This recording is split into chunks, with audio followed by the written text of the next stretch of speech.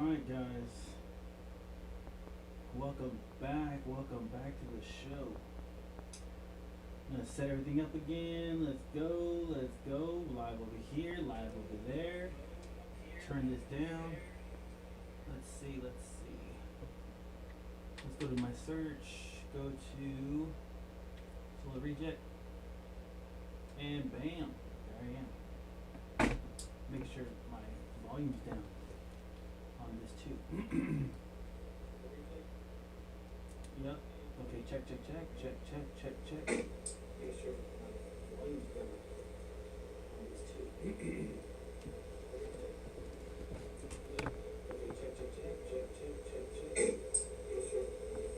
volume's down on this too. Alright, here we go. Alright, let's start some news. Let's see what kind of bullshit we're into today. And then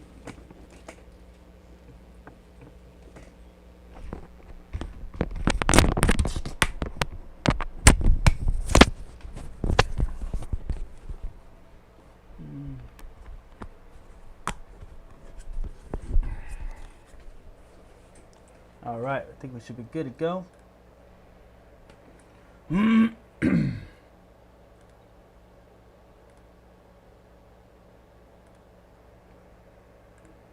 One of our sponsors is Lucy. Lucy's tobacco-free nicotine has helped many people. Their new product, Lucy Breakers, are tobacco-free nicotine pouches with a capsule that can be broken to release flavor. It is... I actually wanted to look up, what's that called? Don't kill the video games?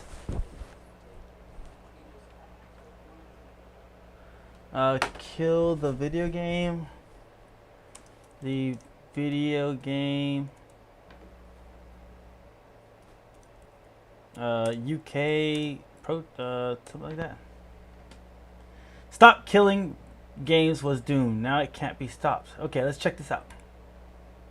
Okay, this one's going to be fun. So, the Stop Killing Games initiative is almost over, and the last time we covered it, the European Citizens Initiative, which is the part of it that matters the most, had just opened. And as of right now, you've got just days to join it, meaning that this is your last chance to make your voice heard and hopefully prevent the games that you buy from being destroyed.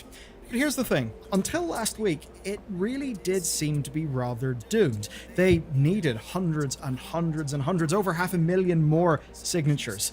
But, well, right now, it's getting thousands an hour. The reason why is quite funny. So here's what happened. They needed to hit 1 million signatures, but after months of stalling, they only had 450k. But then, over the horizon, a savior came. That savior is Pirate Software. And that's because his opposition, plus a few pinches of World of Warcraft, sparked a drama that is now surging signatures to the tune of over 240,000 in just 7 days. So, time to get you up to speed. What a flip. I didn't think it was going to happen. I thought we weren't going to win this one, guys. Shoot. That's awesome. UK finally got a fucking dub. They got their win. Let's listen more. Last year when the darlings at Ubisoft shut down The Crew.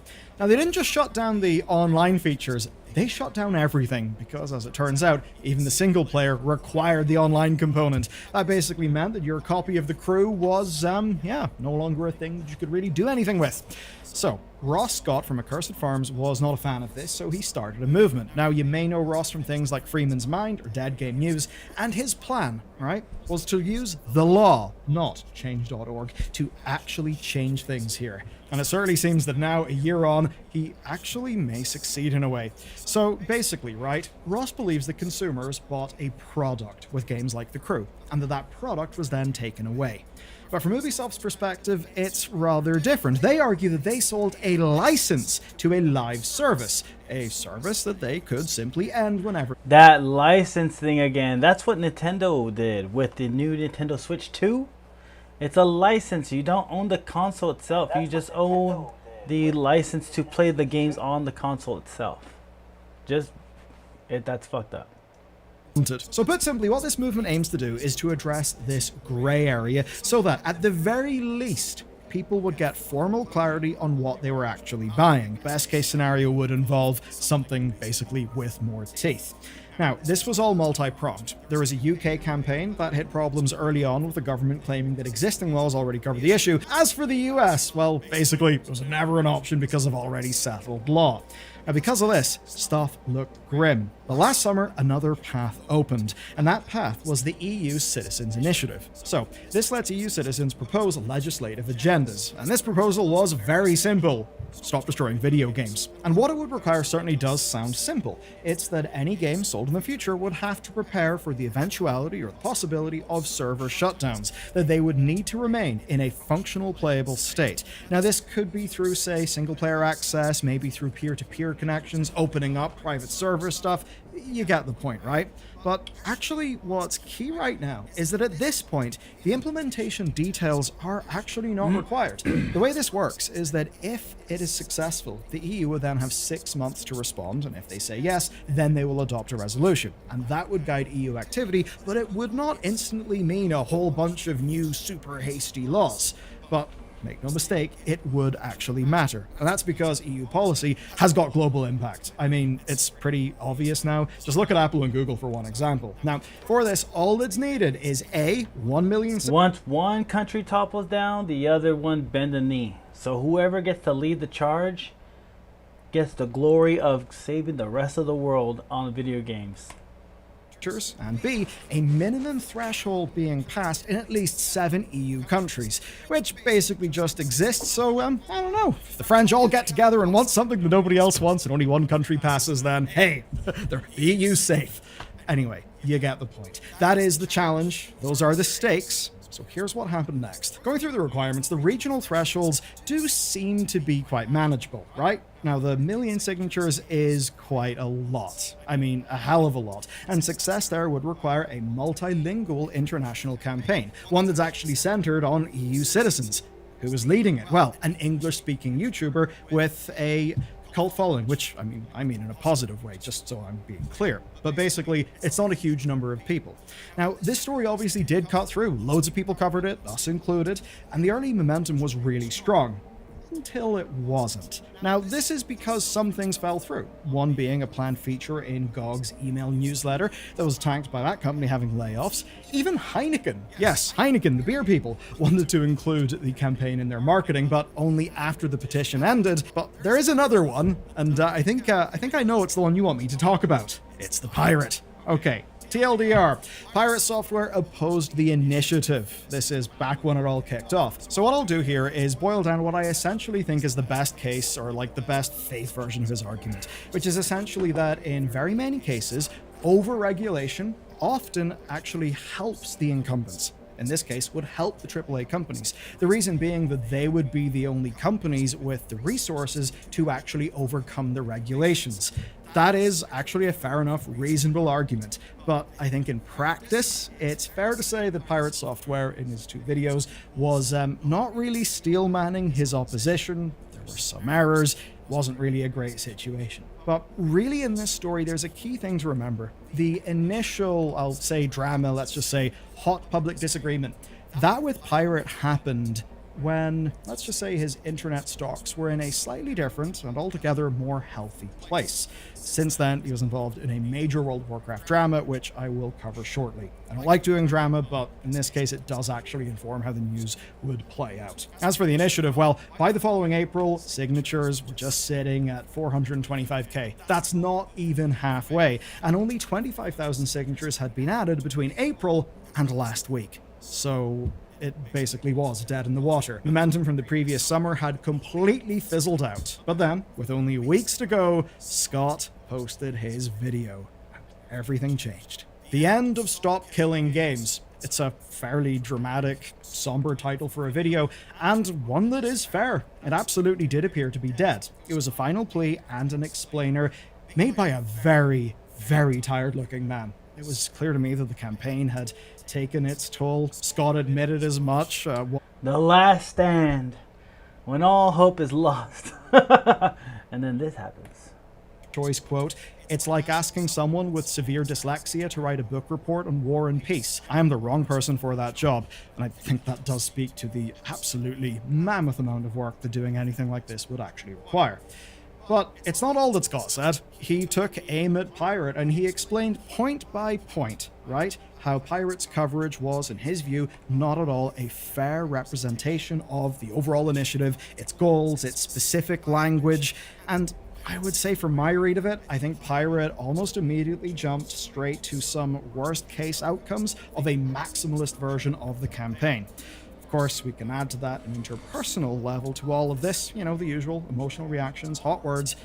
But if it was just that, if it was only that, well, what happened would not really be what has happened. So let's talk about World of Warcraft. As I said, I hate covering drama, but today it is actually relevant because basically it is the kindling. I think what we're seeing with this initiative would not really have played out if these World of Warcraft related events didn't play out the way that they did. Because basically this is why people were ready, willing, and even excited to hop back into the fray and to pump all of this up. So here's the TLDR. OnlyFanked is a WoW Classic hardcore streamer content guild. That's a lot of words, but basically think of it as a reality TV show where dozens to hundreds of hours of gameplay are at stake, because when a character dies, it is dead, just that that character has got lots of fans in Twitch chat and some sort of big name behind them in the form of a streamer.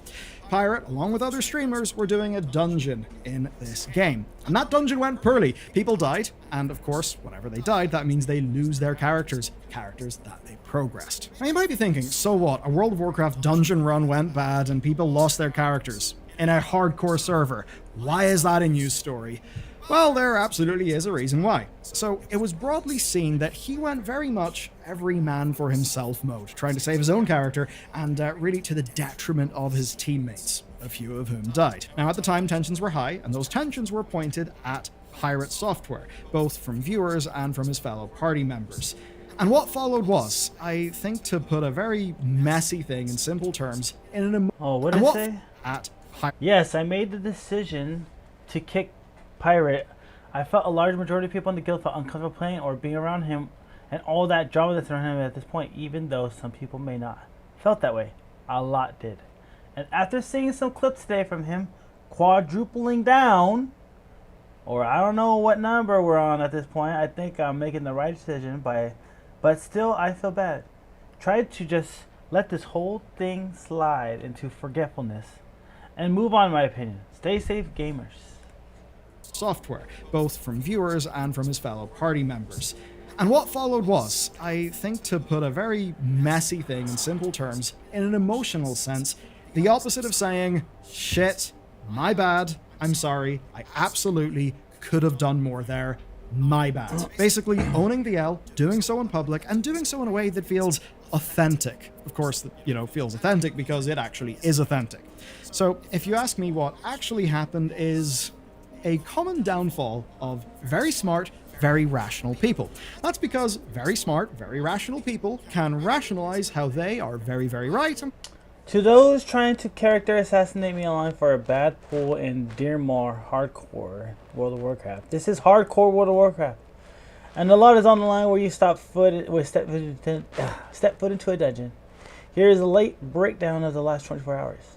Our party went the wrong way and overpulled multi-packs with the boss. The shot caller made the call to run, then went back on that call. During the run, another pack was pulled as we had opted to skip previously, which is never a good thing. Communication was completely broken throughout this, and it was our second time failing the dungeon. Everyone played poorly, and 2 people ultimately lost their characters for it. Each person in this group made mistakes, including myself. I have never once said I was perfect in my play, nor that I was a god gamer. I'm just an ex-Blizzard employee that has played Mage for a long time.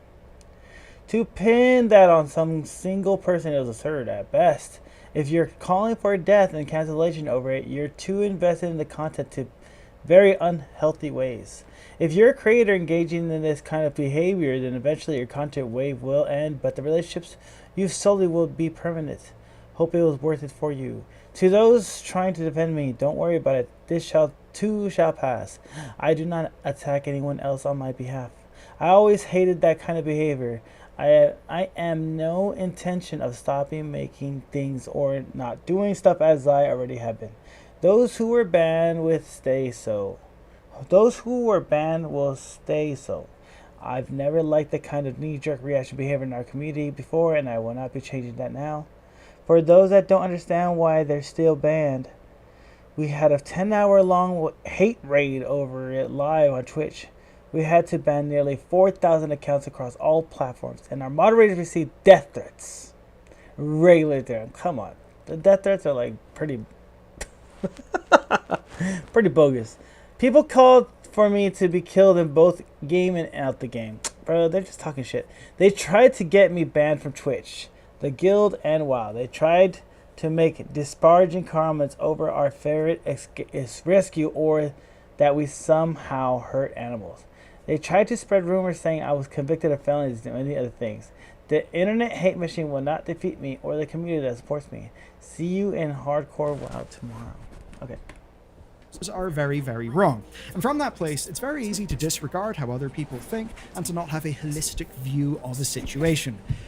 I mean, to put it in very simple terms, people thought he came off really defensive. And what all of this meant was fuel for the fire, an abundance of fuel. And I've got to imagine that from Pirate's point of view, it really must have looked like the entire world was against him. And, I mean, in a few ways it was. It was a total mess. Or, per the dynamics of Twitch, it was an incredible content event. And the reality is that once people are against you, it's very hard to change minds. Especially when, as I think Pirate was, you're feeling quite defensive and you're very much feeling the toll of thousands of angry people being very angry at you in just about every way they can. Meaning that, yeah, some people were, let's just say, going beyond having just a civil disagreement. Now, after that point, some aftershocks followed. There was a clip of an Ashes of Creation raid pool that sparked a bit of a drama. There were then accusations of pre-watching games in order to look better on stream. There was critique of his Blizzard credentials and a whole lot of different things. Basically, he turned into somewhat of a punching bag. Now, to, I suppose, try and work through some of this, he did a session with Dr. K. I think it was a pretty enlightening one. It certainly is, I'd say, a good listen. It essentially did get into why he reacted the way he did, the way that he actually felt. I'm not going to paraphrase here too much beyond just what I've already said. That's my takeaway, so I'd recommend if you want more texture, more understanding of this story and the social dynamics that made it play out, give Dr. K's video a watch. But as it pertains to the Stop Killing Games movement, I think you can see how, well, whenever there was the initial disagreement of Ross, Pirate stocks were looking pretty good. But then he was involved in several major dramas. These dramas led to hundreds and hundreds of thousands, perhaps millions of people maybe finding out about him or having a changed opinion of him. There were a lot of videos talking about, mistakes, examining everything. And that's why right now, before this video, when I just searched for Pirate Software on YouTube, here's what I got. We've got the Pirate Software Unraveling featuring a game developer, 211k views. A Joss Strife Hayes reaction, 204k views. An Axeman video, 586k views. An Upper Echelon video, 266k views. One from Moist Critical, 3.1 million views. And that is just the top few search results. We're talking about millions of views here. Now, while so many of these were rooted in the dramatic aspect, obviously they were related to Stop Killing Games, and they all painted Stop Killing Games in a positive light. And what that essentially meant is that now you didn't need to be a game preservation enthusiast to know that Stop Killing Games exists. All you needed was a passing interest in one of the larger ongoing dramas, and of course, even if you didn't have that, social media algorithms do know how to find you if you could be interested in it. All of that means a humongous megaphone, and so far, it absolutely seems it's done the trick. We've went from almost certain failure at 454k signatures to, at the time of writing this video, 714k, and at the time of recording, which was only a few hours later, 737k signatures. Now that basically means that they need 263k in about 30 days. And obviously, if this rate holds just a little bit longer, they'll absolutely make it. Or will they? Because here's the thing, they do actually need consistent, legitimate signatures. The reason why is fairly simple. Fake ones could be stripped out. Overexcited Americans having fun with a VPN, I don't know, could probably try to sign up for this. wouldn't help the initiative. It would probably get scrubbed. And, well, if you're in America, you can't sign an EU petition. So it's not a guaranteed thing just yet, but it certainly is looking like it's going to pass 1 million. Now, what happens if it succeeds is basically this. The EU Commission will consider further action. That could be legislative action, or it could just be guidance on existing consumer laws. Now, no matter what, the industry would have significant input, but regardless, we would get a formal statement on the matter and its legality. And that's actually a powerful starting point for future conversations and new laws. But here's the thing, it gets even better. Because those conversations have already begun, and we've already started to make progress. Through all the noise and all the drama, the core problem's fairly simple. That audiences often think they're buying a product when they buy a game, but in reality, they're actually buying licenses. Now, since October, Steam explicitly states that all purchases are licenses, that it's not ownership. And that was always the case, it's just that now it's no longer hidden in their EULA. And Valve's timing was, let's just say, curious here. That's because California signed AB 2426, stating that any media that you can't permanently access offline must be labeled as a license, not a product. Now, another side to this is companies seeing PR opportunities, and there's a beautiful irony. Ubisoft, yes, the very company that started this whole mess, is actually taking action. That's because they're testing offline modes for The Crew 2 and Motorfest, and I think it's fairly clear that the Stop Killing Games movement inspired this. So, you know what? In certain ways, it's already winning. Now, another thing that could inspire this was an actual lawsuit, specifically a Californian one about the closure of The Crew. But that lawsuit is actually facing some problems right now, and that's because of a Final Fantasy XI related precedent that lets companies remove users from games, because, well, as a user, all you've bought is a license, and that can be revoked. That's a ruling that obviously plays to Ubisoft's advantage in that lawsuit, but looking at the big picture, we actually do see the developers are choosing to address these issues. And not because they're being forced to by the law, seemingly because they want to. But there are many reasons for that. It could be PR, or it could simply be because they see what way the wind is blowing. Here's something cool. Take a look at Supermove's World of Parkour. This is an indie game that failed. Legal obligations prevent keeping the online functions active, but existing owners can still play it in single player. There's another example. Whenever Blizzard Entertainment purchased Spellbreak's developer, they obviously stopped the game. But months later, they released a peer-to-peer version of the game on itch.io. That's awesome. And before all of this, Valen Studios ended Knockout City, but they made sure that private servers still would work. This is basically 3 indie teams finding a way to preserve their games retroactively. It is good shit. It matters. Now, yes, it is the case that player counts may be in the single digits, but it preserves gaming history. If a bunch of people want to play one of these games together, they actually can. And if Stop Killing Games passes, developers would have to consider things like this, not retroactively, but from day one. And that doesn't mean you can no longer make an MMO. You can still make Helldivers, but you'll need to sell your games correctly. You'll need to label them as what they actually are. Are they products or are they licenses? And you'd need to provide some sort of exit plan whenever servers shut down. And nobody is saying that retrofitting games for offline play is an easy thing, but I don't actually think that's a reason not to try this. Because in many ways, the direction of travel has not been great in gaming. It's often not been great in consumer law, at least until recently. I think making progress in this realm is absolutely a good thing. And I think the idea, why not try? Well, I think that is the attitude that we need. Of course, as for some of the reasons why not, you likely heard those from Pirate Software. I think most people are thinking that on balance, no, it's actually worth giving this a shot. I think the benefits to consumer awareness, consumer protections, and, well, game preservation are pretty damn good reason why we should actually try. So, it's up to you. My question is simple. Why not give it a try? You can find the thing linked down below, and, well, if you want to see an example of consumers not being treated fantastically. Yeah, I mean, they gotta tell you what they're actually giving you as a product. Is it a license, like they're doing with Nintendo? Which brings me to the thing I want to do the Nintendo when Nintendo switch to license. Bad.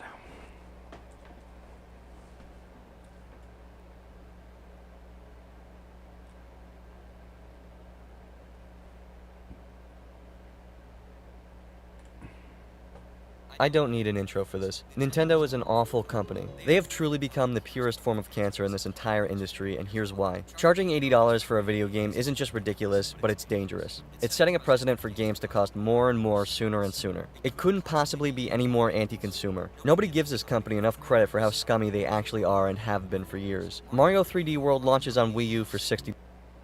If you are a regular on this channel, you would know that I've been calling Nintendo out on their greediness for years. And in my Switch 2 predictions video, I said the console would be perfectly fine, but the reason I'm worried is because I've lost trust in Nintendo themselves. Sadly, that video aged too well. But fortunately, the Switch 2's new prices were so bad that even the most loyal of Nintendo fans simultaneously broke out of their trance and realized what the company they are supporting really is.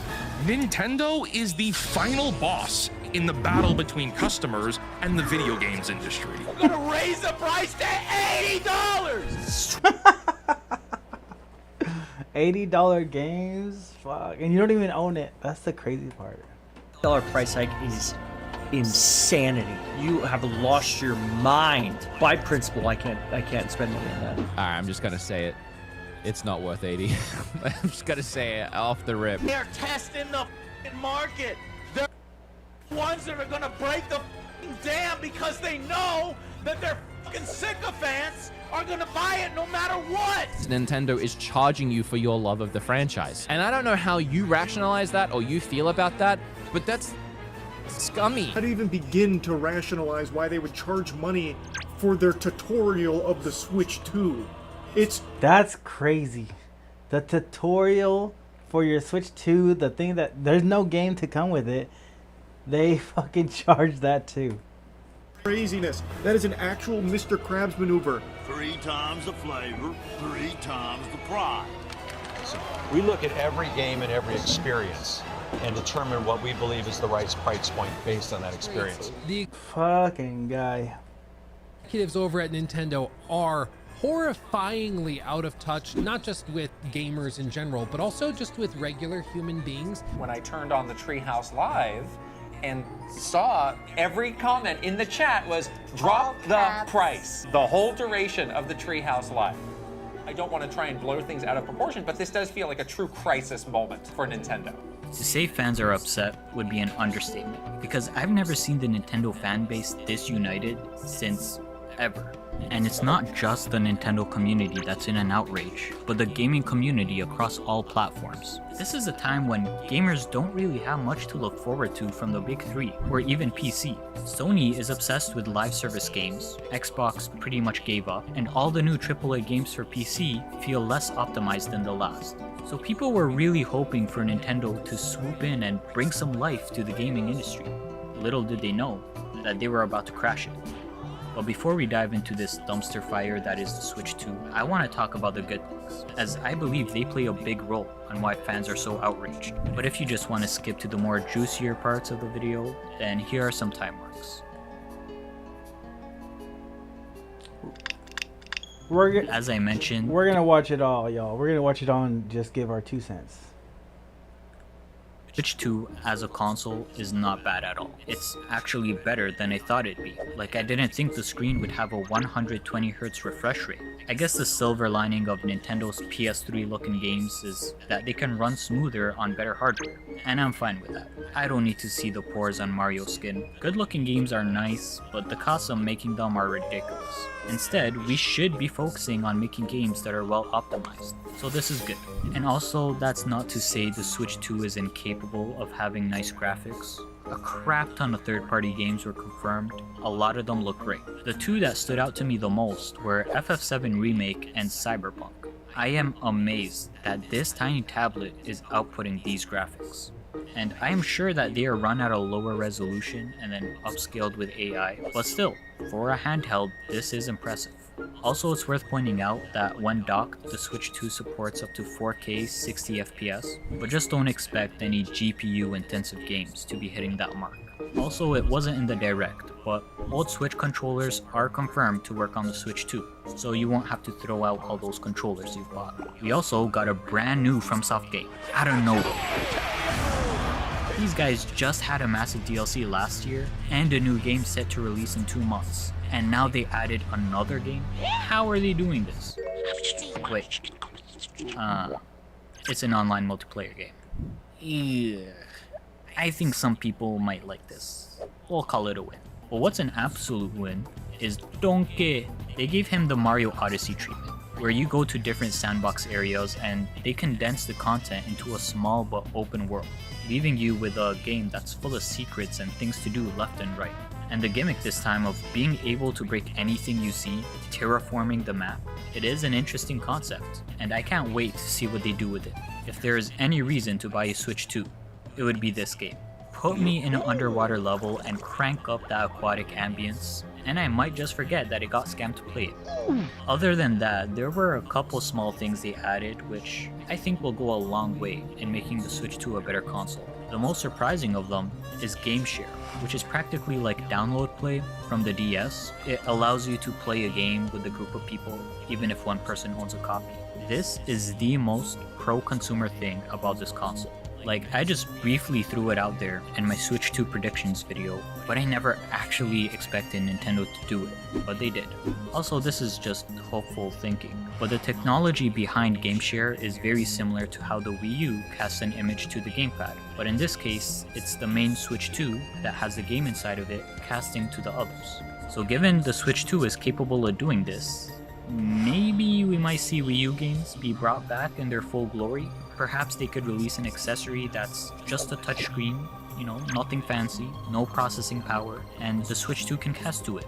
You could even make it into a giant DS and plug it in the top. I mean, it's already been confirmed that we can plug in accessories to the top USB-C port. Speaking of, I'm glad they finally added voice chat, but this whole camera video chat thing with 1 frame per second game share, it's cool for the people who want it. Okay, I can't pretend anymore. See this camera? The one that makes the Wii U gamepad look like 4K? It's $50. China! No! Damn! If you want to use it in a party game, Alright, I got Diddy. then that means everyone has to awkwardly squeeze into frame. And the voice chat? Well, there's no microphone on the controllers, only on the Switch itself. You know, the one that is sitting right next to the TV blasting sound from your video game. But wait, in order for the microphone to pick up your voice from across the room, it means the audio gain is turned all the way up. And I don't care what they claim in the trailer, you will be able to hear everything in the room. They say it won't, but speaking from experience, voice isolation software makes your voice sound like shit. Even in the live stream, they had a pre-recorded video. So best case scenario, you sound like this. I will now comment on what you guys are doing. So if you want to properly use voice chat, you'll probably need to pick up a Pro controller for $90. China! On top of that, you have to pay to use the... Hey, gotta pay to win. Gotta pay to play. Get that all the dough. We need it all. features, pretty much locking the C button behind a paywall. This entire direct felt to me like they... Hold on, you gotta pay money just to use the button? Hold on. Properly use voice chat, you'll probably need to pick up a Pro controller for $90. China! On top of that, you have to pay to use the chat features, pretty much locking the C button behind a paywall.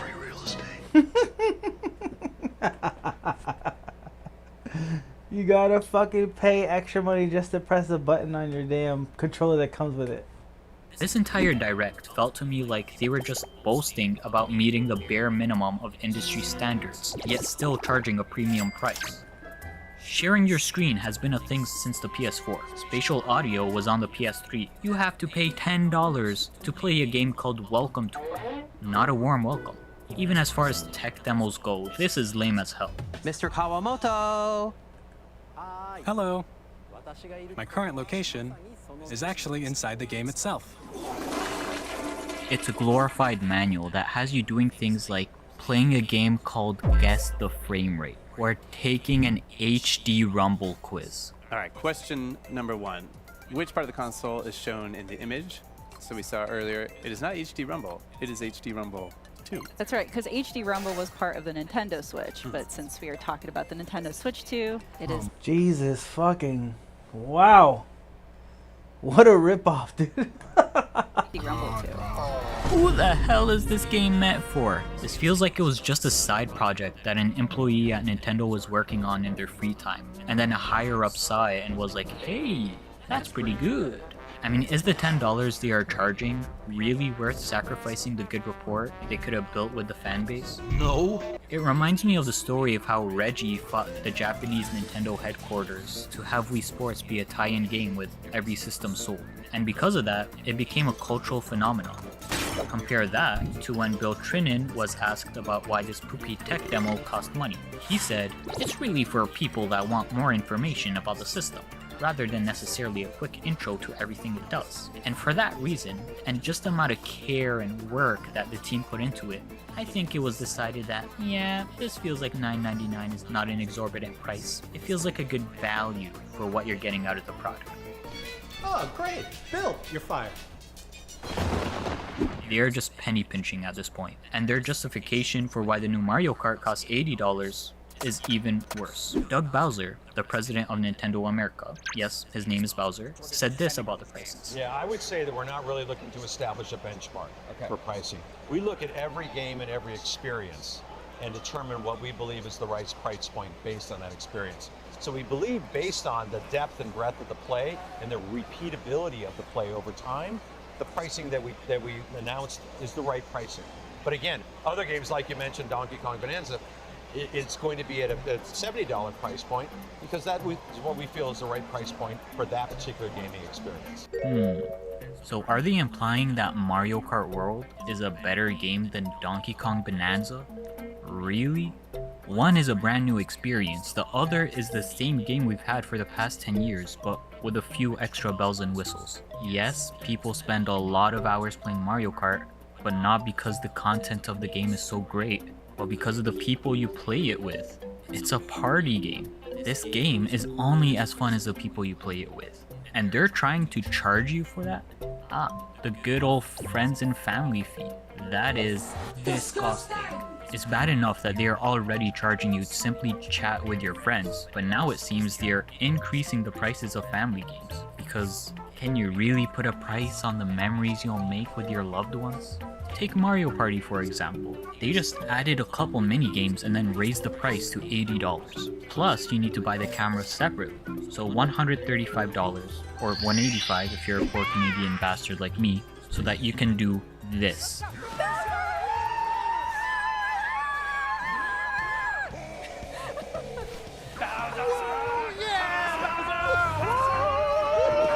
You gotta be kidding me. This is 1-2 Switch levels of robbery. Nothing in these games will justify their price point.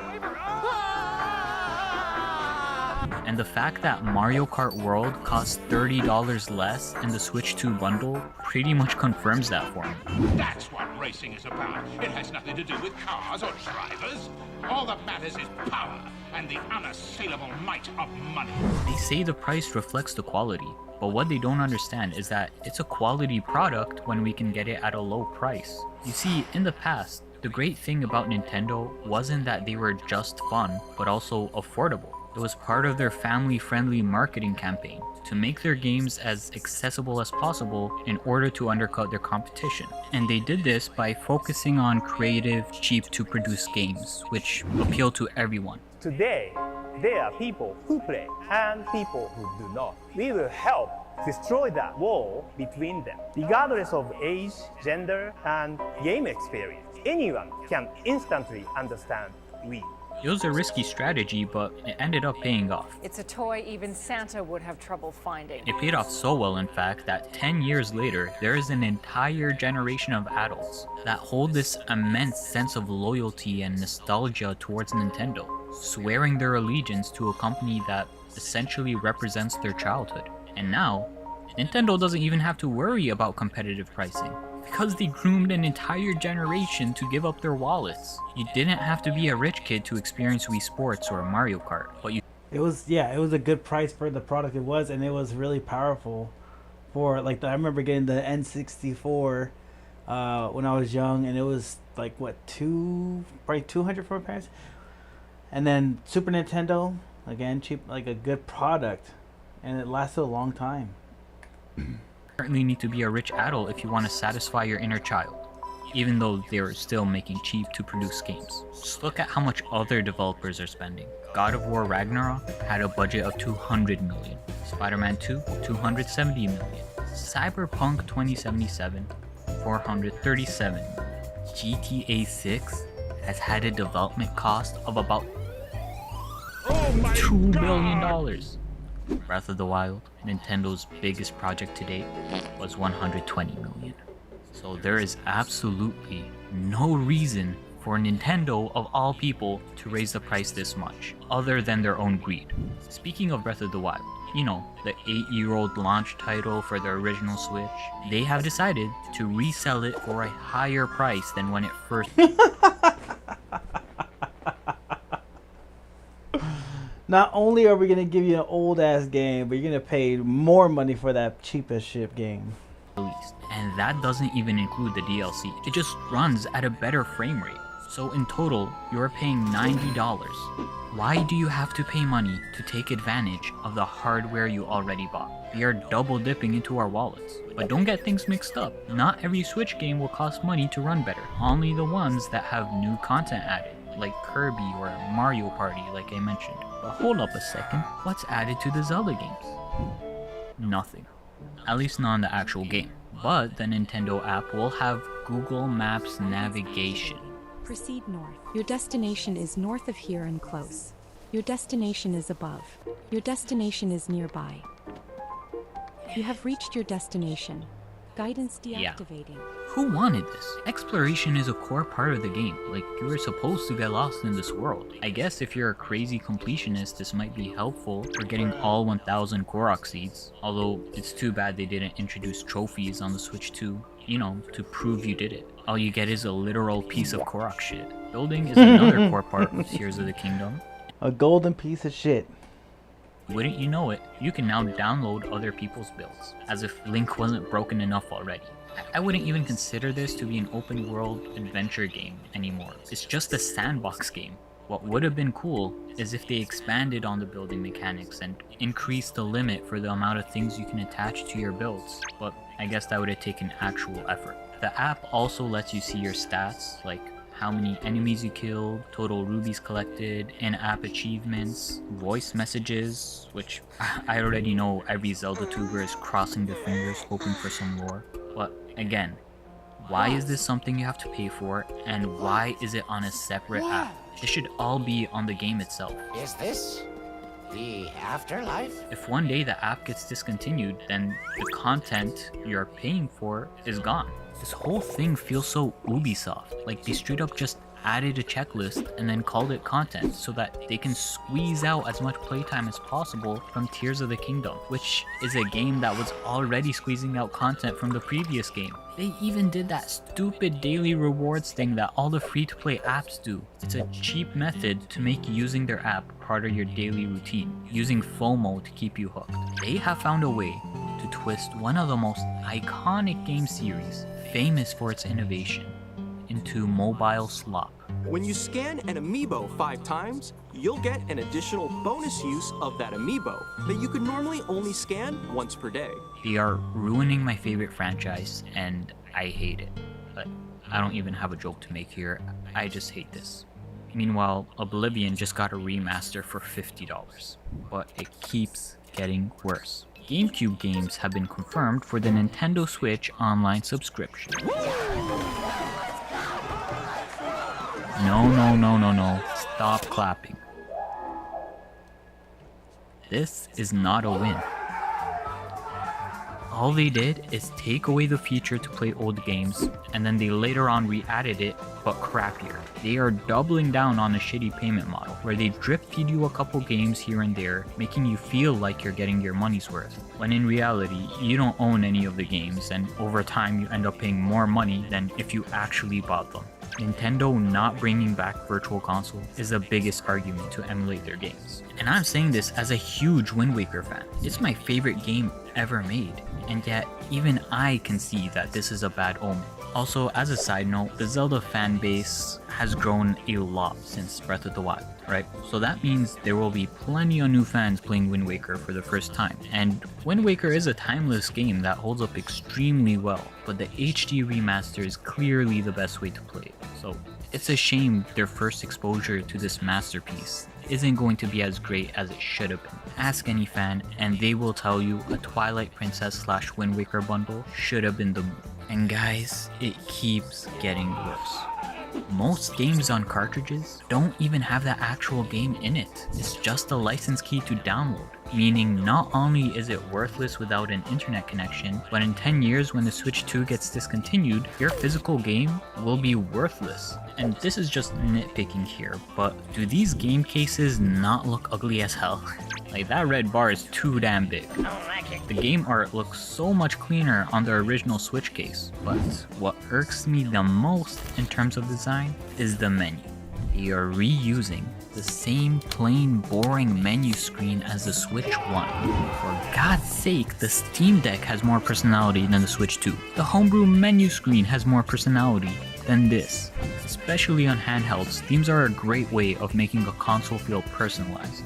I mean, you could tell a lot about someone just by looking at their phone wallpaper. The 3DS had so many theme options. You could change the background, the music, folders, or just have it shuffle between favorites. But with these lame-ass menu screens, they are killing their own branding of being a fun, creative gaming company. I mean, this menu feels like I just walked into Lumen. Honestly, they are handling this entire situation like Lumen. They took a page out of the Severance playbook and said, let's make this console release as corporate, confusing, and cryptic as possible, all while doing the most dubious shit behind the scenes. Let people really wonder, what the hell is going on at this company? This video has been a pain in the ass to make because every day there is a new controversy surrounding the Switch 2. People didn't know how much the games or console cost, what was included with the games, what a key cartridge is, how much it would cost in their country, what features require a subscription. Some were saying physical games will be more expensive than digital and Mario Kart is $90, but then none of that was true. And then we found out the Switch 2 will be cheaper in Japan and cartridges are download only, but not all of them. And also you need a subscription to use the C button, and the GameCube controller only works with GameCube games, except that was a lie, and it does work with other games with limited functionality. And oops, Nintendo made a typo and VRR is only supported in handheld mode and not well docked. And information just keeps on coming out from different sources in different corners of the internet. And just now I'm finding out you need to link a phone number for game chat. I mean, I wouldn't be surprised if this video gets outdated a day after it comes out. But if they just gave us all the information directly, then there wouldn't be so much confusion, and their interviews didn't help clear things up at all. They are so coy with their decision making that every answer they give just leaves more questions. Did you guys fix the stick drift? The new Joy-Con 2 controllers for the Nintendo Switch 2 have really been designed from the ground up, from scratch, to have bigger movement and smoother movement. Okay, who's developing the new Donkey Kong game? It's a very good question. You'll have to stay tuned. Guys, the Switch 2 prices are mysterious and important. Why didn't you say so? And in the shadows, while all of that was going on, Nintendo was up to no good. They have updated the Switch user agreement to say you are not allowed to sue them. Oh yeah, so if all your Joy-Con 2s start drifting, not their fault. If you wake up one day and your Switch 2 is bricked, it is also not their fault. It's actually a feature.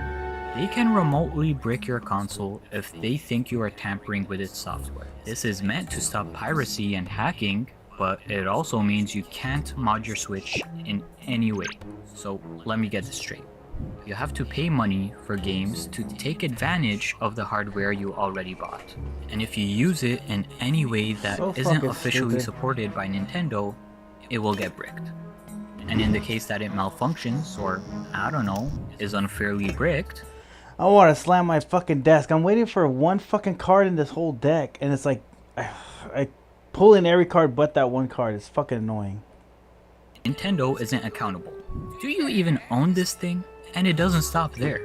As some of you might know, Nintendo is suing Palworld over 3 different game patents.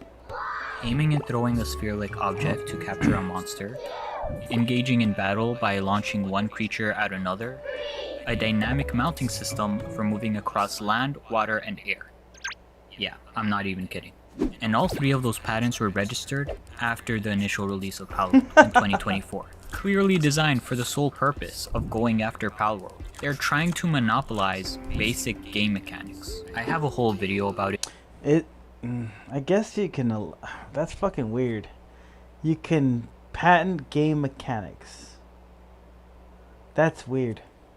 Want more details? But there have been some updates recently. Palworld is going to have to make some gameplay changes due to the ongoing lawsuit. One of them was made a few months ago, which is can no longer aim and throw your pals out. So before, if you wanted your pal to fight someone or mine a rock, you would throw your pal at it and they do it.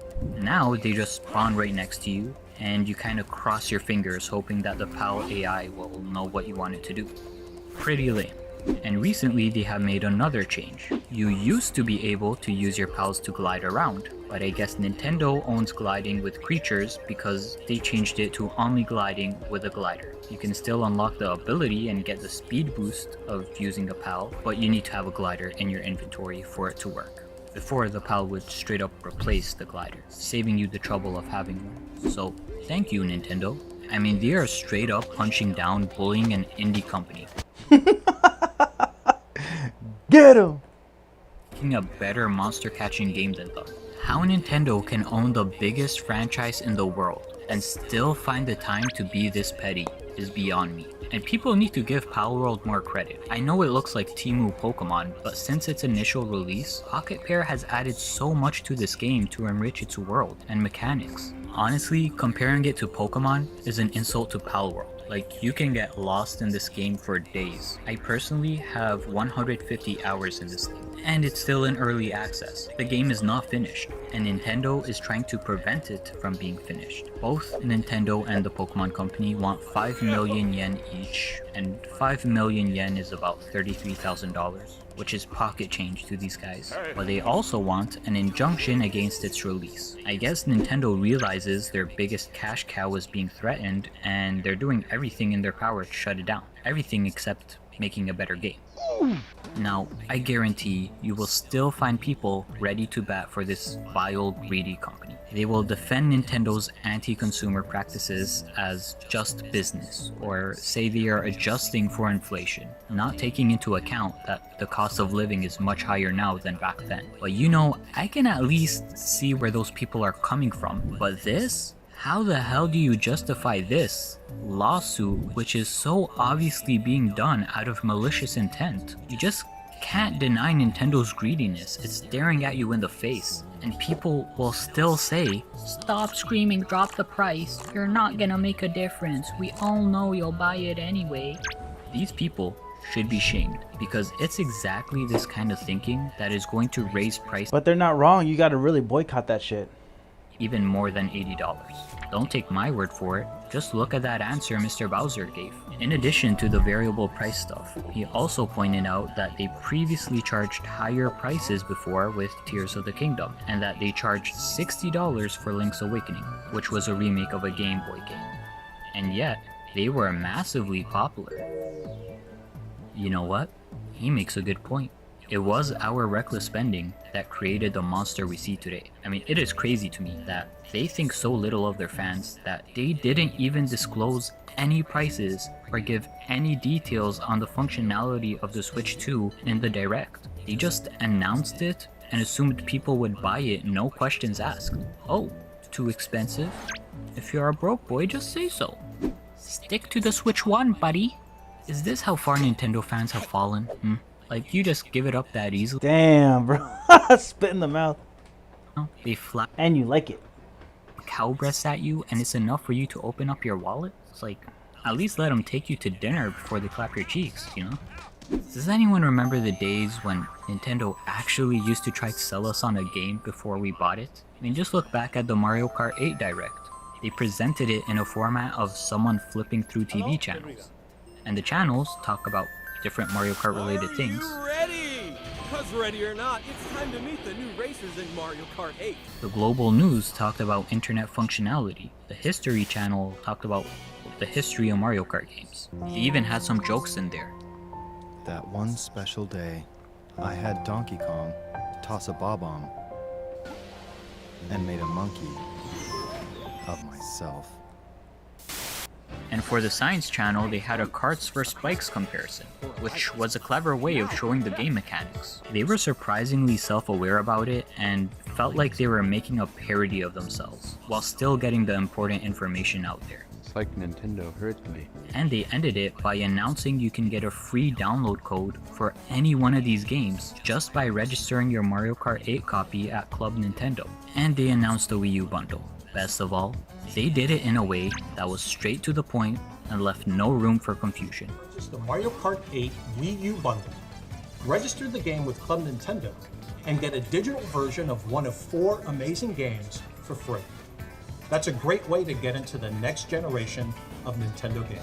Is that too much to ask? Where did we go wrong? How did we go from this to this, where they just talked about what we already know, Race as familiar characters like Mario, Luigi, Peach, in a boring AI voice, spent 1 minute announcing collectibles, and then ended without even mentioning the price? Man, we had it so good.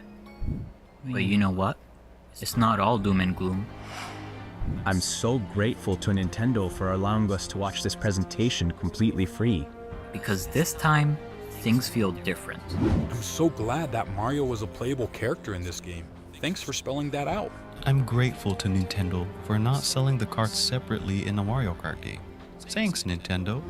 Basically, this could have been an email of directs. $80 for a new Mario Kart. With free roam, Mr. Squidward. With free roam. Things are different. People are noticing. They thought they had the industry wrapped around their finger, but they were more wrong than even I can imagine. When they had 2 days of live streams where they would play upcoming games, for the entire duration of those streams, the chat only read one thing: drop the price. Non-stop for 4 hours straight, drop the price. This right here warms my heart.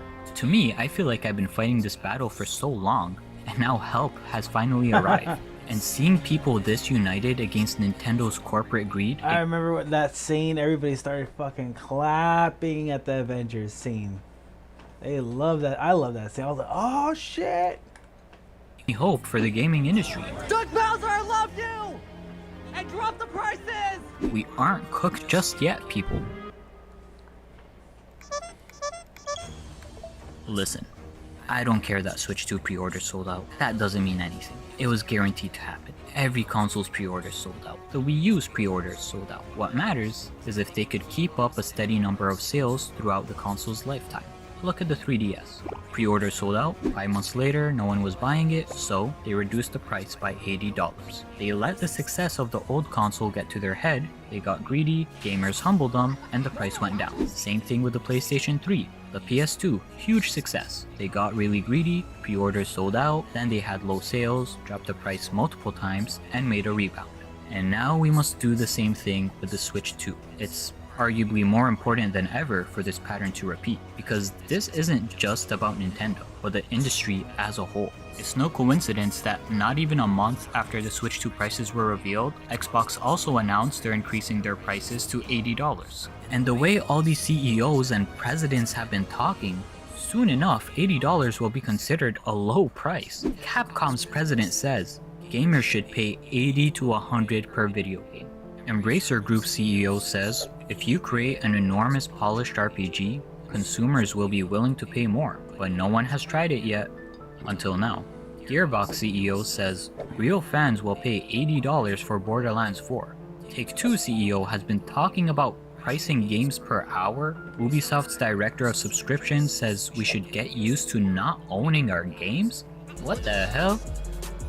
It's like everyone in the industry unanimously went, You're broke, boy, just say so. You see, unlike back then, where everyone was competing to have the lowest prices, now it feels like they are working with each other to try and raise prices. and they are already high as they are. Games like Split Fiction, Expedition 33, or even Palworld prove that you don't need a crazy budget to make a good game. And a common sentiment I've been hearing a lot online is the Switch 2 is going to be great. Just look at how fast pre-orders sold out, and Nintendo even predicts to sell 15 to 20 million units.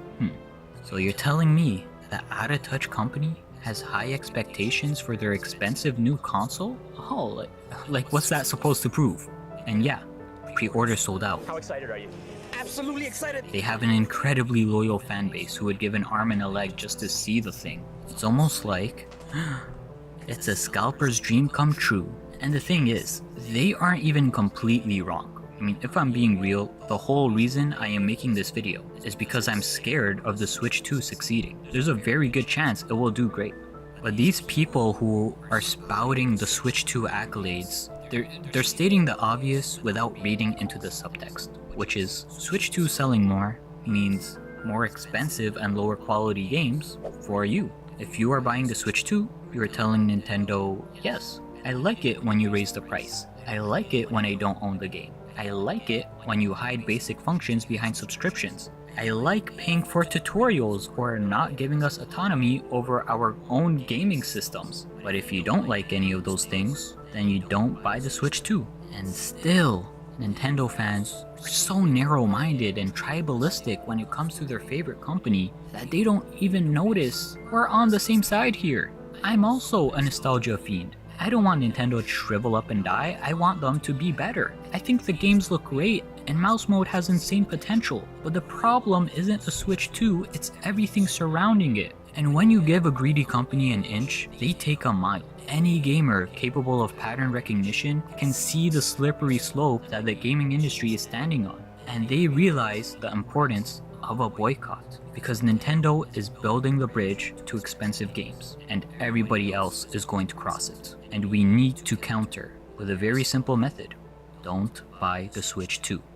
Give it at least a year minimum, and they will lower the price. We've seen it happen, we know it works. Ideally, we would just not buy the Switch 2 until they lower the price, but I don't think I'm being unreasonable by asking you to wait at least a year. Prices aside, being an early adopter of a new console is never a good idea. You already know they're gonna come out with an OLED model, special editions, or fix some sort of defect. All those third-party games that are full price at release will be on discount later on. And the only notable first-party titles in its first year are Mario Kart and Donkey Kong. Is it really worth it to spend $800 to play 2 games? You'll end up spending most of your time playing third-party games. Games that on every other console run better, are cheaper, and in some cases you actually own them. And I am 100% that there are some bangers on the console you currently own, but just haven't played yet. So waiting on buying the Switch 2, regardless of your personal opinions on Nintendo, is just the smart thing to do. I mean, who knows, we might see a Steam Deck 2 or portable PlayStation console in the coming years. You honestly have every reason to wait before buying the Switch 2, but it won't be easy, because I guarantee you, in the first 6 months of its release, you won't be able to find one in stores. Articles will come out talking about how huge of a success it is, and all the Nintendo YouTubers will be showing it off in their videos, because it's their job to do so. Donkey Kong Bonanza will be nominated for the Game of the Year, and the hype of a new console generation will start to feel real. It will feel like buying Switch 2 is an obvious choice, but it is up to us to make up for the negligence of the Nintendo bots. I know you probably feel like, psh, you're trying to save the gaming industry? I'm just trying to play video games. But the thing is, if we don't do it, who will? You know, like, who's gonna carry the bolts so that the next generation can enjoy affordable video games like we did? You know, it's for those who come after. When we were children, Nintendo gave us wonder. They gave us joy, imagination, adventure, and we were grateful. We still are. But the games we once owned, now leased. The joy we once shared, now gated behind price tags and subscriptions. They ask for our loyalty, but they don't even earn it anymore. And yet, we still buy. Out of habit, out of fear of missing out, out of love for the very legacy they're leveraging against us. But this time, we do something different. Today we remember that we have power. They cannot profit without our wallets. They cannot win unless we let them. So I ask you, not as enemies of Nintendo, but as defenders of what they used to stand for, which is fun, creative freedom, and gaming for all, to not buy the Switch 2. I don't even care if it's your kid's birthday. Teach them what smart spending looks like. Get them a Steam Deck. Play pretend with them and be pirates for all I care. But we will boycott. Not because we hate Nintendo, but because we still believe that they can do better. Think about it. Who else will do it? If not them, then it has to be you.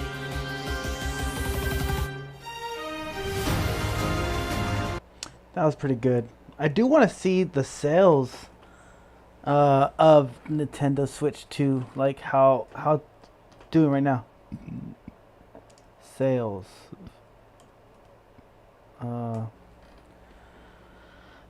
Let's see. 10 fastest selling console ever. Inside Games Daily.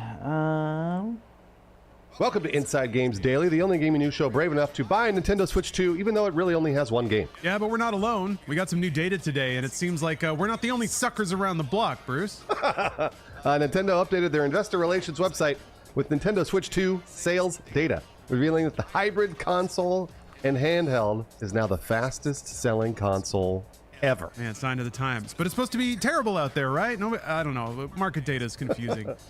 And also, that's provided the numbers that we see are accurate. It's kind of weird. Nintendo apparently revised their website shortly after updating this data, as now the sales figures have been completely removed. There's no Switch 2 sales data there at the moment. So maybe they were a placeholder? Weird. Or accidentally published early? Who knows? Oh, yeah. Luckily, the data was screenshotted by Spanish Nintendo fan site Nintenderos. Oh, I love that name. It's such a good name. And what data it is, Bruce? The Switch 2 has sold 5 million units in its first month on the market. Man, that's crazy. The data even broke sales down by major regions. The United States sold 1.8 million units. Japan, 1.47 million units. Europe, 1.18 million units. And then other territories, 550,000 units. And because Nintenderos are bros, they provided comparisons for us, well, some of them, so we only had to look about half of them up, but this is still really interesting. The PlayStation 5 took 2.5 months to hit 5 million sales. Man, and Switch 2 did it in 1 month. The original Switch... Damn. That's... Well, also the PS5 had that, like, shortage, right? For a long time? It was short for a long time, too. 5 million sales in 4 months. All right, now to take down the top ranks here, because the Nintendo Switch is actually the third best-selling console of all time. The top-selling console of all time, the PlayStation 2, only hit 1.4 million sales 6 months after its worldwide release. Wow, jeez. And the second best-selling console of all time, the Nintendo DS, broke 5 million sales 4 months after launch, not 1 month like the Switch 2. And yet, no games. I mean, we got Mario Kart, we got Fast Fusion, Fantasy Life I guess, but this kind of defies logic, right? Traditional logic would tell you that you need exclusive games to sell hardware. Yes, but maybe there's a simple answer to this. Nintendo just managed to actually make enough consoles this time around. So last time, they just didn't have the consoles for the demand, and now they do. Yeah, we're old enough to remember all the way back to 2017. Yeah, it was a bit of a phenomenon. People couldn't find Switches anywhere, leading to the age-old accusation that Nintendo had intentionally withheld stock to drive up demand. I get from a consumer why somebody might think that, but I guarantee you Nintendo would rather have your money than your fervent desire to buy a console that they weren't able to make for you. Yeah. Back in January, Bloomberg reporter Takashi Mochizuki reported that Nintendo was planning on shipping 20 million units of the Switch 2 in the first year. That's a ton. And that supply far outpaces the PlayStation 5 and the original Switch. Yeah, if Sony had the capacity to make more PlayStation 5s, I promise you they would have. They would have done it. And then sold as many of those. Yeah, for real. Everybody wanted the PS5. I remember I was thinking about it, but it was just so hard to get. I was like, well, and then by the time I was able to kind of purchase it, I was like, the excitement already went away. We got one now. It's just we got it at a super discounted rate from a person that didn't want their PS5 anymore. But the hype was gone. So I was like, we have it. I haven't even played it. It's downstairs. like as our streaming tool for Disney and all that stuff. I think we played like Spider-Man. We were watching family members play Spider-Man. I didn't play the thing. I just helped them get past the levels so that they can't get past, because I'm pretty good at video games. But I didn't I didn't go to it myself. The only game I do want to play on it is the Final Fantasy VII remake. I'd play that. Scalpers as they could have possibly sold them. Yeah, they were getting scalped like mad, but it was a weird time back then. Global pandemic, silicon and chip supply shortage. So Sony just fundamentally couldn't make the PlayStation 5s that the audience was ready to buy. And if they had, then maybe the Switch 2 wouldn't be the fast-selling console, but here we are. So Lawrence, I saw a lot of comments when we're talking about the announcement of the Switch 2. Said it was way too much money. There's no way they're paying $80 for Mario Kart World. What happened? Yeah, I don't know. It's internet histrionics, which I hate to say that, but the bubble likes to convince themselves that they hold the zeitgeist of the masses, and that's very clearly not the case. It's been proven as such a number of times. But I'm sure that there are people out there that would want to buy a Switch 2, but it is too expensive. Like I know that there's a substantial group there, but it's not in Nintendo's interest because they're already selling out, right? So it's the creepy thing is, the scary thing to think is, from Nintendo's perspective, it probably could have been more expensive, and now they're leaving all that money behind. But we're still in the early phase of sales where I don't think you can draw a lot of extreme conclusions about people's buying intent with the Switch 2.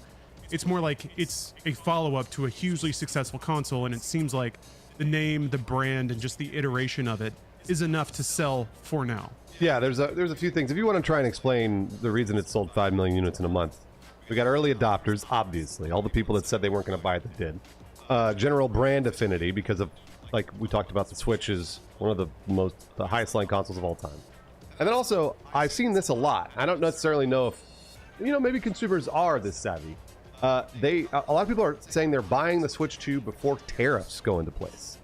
And I'm like, okay, all right. You know what? They're trying to get a jump on the fact that the price may go up because of tariffs. And I'm like, sure. I suppose. If somebody doesn't have the money, the prospect that something might get more expensive later wouldn't motivate them to buy it now. Unless they actually do want it, and this is just the thing that, it's the excuse that they use. Or they put it on credit, buy it on debt, which is, Americans love doing that. So, yeah, I can't say for sure. I think it's just another instance where the narrative that the internet comes to a consensus on doesn't really represent the general buying populace. Still, though, kind of like you mentioned, we are still in the early adopter phase. I think the real question is going to hit when Switch 2s are saturated on store shelves, and then the software actually has to convince everyone else to buy one. What's going to happen then? Well, that's what I'm curious to see, because this seems like a chess level rollout from Nintendo. They seem to be taking advantage of every advantage they've got, which is to say they're not firing all guns at launch in terms of software. Either they don't have the system sellers ready, or they're going to pace them out. And that's my theory, is that they know that they've got the early adopters, they know they've got their diehards. But the console's not a success yet, just because Nintendo was able to make enough to get this title. It'll be a success 3 years from now if people are still buying it. You're absolutely right. I think not only they had 3 years to plan the release of this console. So they took their time and did this exactly right. And I do want to address a lot of the comments because, like I told you, I love reading the comments of Inside Games. I read the comments of our videos every single day. And I saw a lot of complaints about the fact that it was $450 when we first talked about it, and that Mario Kart World was $80. I have now seen complaints that people have scaled back. They said, no, the Switch 2 was never too expensive. Only the game was too expensive. All right, okay. Well, I'll give that to you. Sure, no problem. I've also seen a lot of comments, Lawrence, about you and I, because we talked about how the system was too expensive. If we said, hey, the system's too expensive, don't buy it. You know what? If you're complaining here on the internet, make sure you...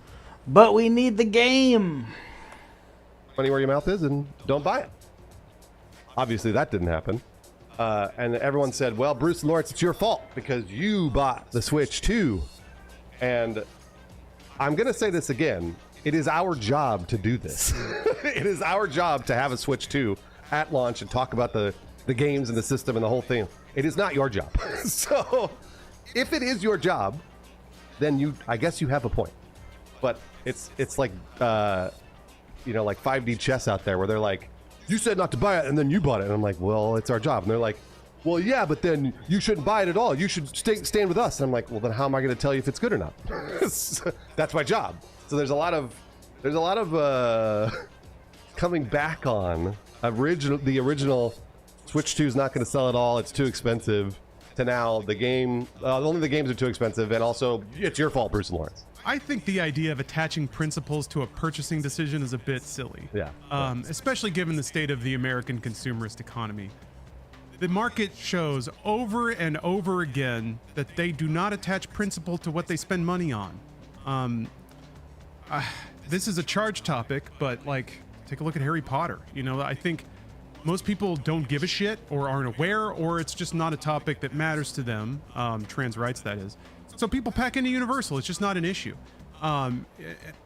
If you're online, like, abide by your principles 100%.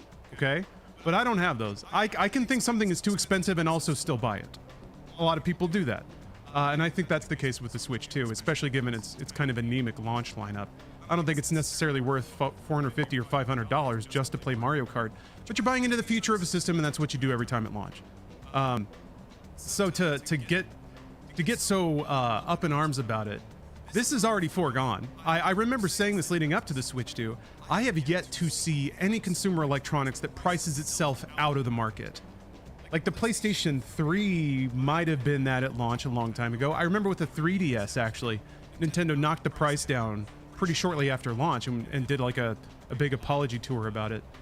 But man, ever since the early 2010s, not only has consumer electronics gotten cheaper, which is not to say it's cheap, all right? If you can't afford electronics, this is not an indictment of you.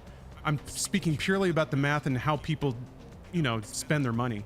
There's a lot of people out there with a lot of disposable income, and consumer electronics manufacturers have yet to find the bottom of that well. I think like cell phones, the fact that they sell year over year, I think they're starting to plateau a little bit, but still, there's a lot of people who just buy the next iPhone because it's got a bigger number on the end and they appreciate that ritual. So that's where a lot of people are, and that sucks shit. If you're struggling to make rent, you don't want to hear about that. But that's what's influencing the market as far as I can tell. So yeah, there's a lot of assholes like me out there who are like, this is expensive and not worth it, but also bought one. Because, I'm a lifer, I'm an enthusiast. It's my job because I do this shit. I don't buy it because it's my job. The game life chose me, I guess. So that's me. I assume there's a lot of people like me out there. I don't know that there's 5 million. At that speed, I start to think this might be bleeding over into more like common sales. But I don't know. Nintendo enthusiasts, there's a lot of them out there.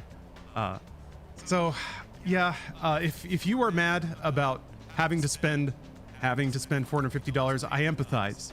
You don't have to do it, but everyone else is. And even if you're standing on your principle, I'm sorry to say there weren't enough to force Nintendo to move around, at least not yet. That's absolutely true. I'm the opposite of Lawrence, by the way. I would never have bought the Switch 2 if it weren't for my job. Never in a million years. There's nothing to buy it for. I don't want to play Mario Kart once a month or whatever. I don't care. It doesn't matter to me. So just so you know, if with my own buying habits, I know I never would have spent the money on the Switch 2 at launch. Maybe eventually down the road if they release like Donkey Kong Bonanza and then we got a new Mario game and all these other games that I'm like, ooh, all right, like a new Zelda. I'd be like, yeah, okay, all right, I'll buy a system. But that's like 3 years down the line. So I never would have bought this at launch if it weren't for my job. Yeah. If the new Zelda, the newer games that can take on that new processing, definitely worth it. But if you're just playing old games, like I'm not going to buy it. Just so you're aware. And also, like Lawrence said, it's like, I really do think, in my opinion, I think you can stand on principles with your purchases. However, it's really hard to do. It's really, really hard. And you have to do a lot of research and care a lot. So keep doing it. If you do and you care, well, do it. It is the only way that these companies will listen to you. It truly is. Reddit comments and all that other stuff, it's pretty rare that stuff changes things sometimes, but very rare. The thing that changes things is when a system doesn't sell. And then Nintendo lowers the price like they did for the 3DS. That's how you do it. It's not going to happen with a Switch 2. Yeah, I tend to think that those kinds of movements are beyond and outside the vocal range of internet media enthusiasm, which is where we're at.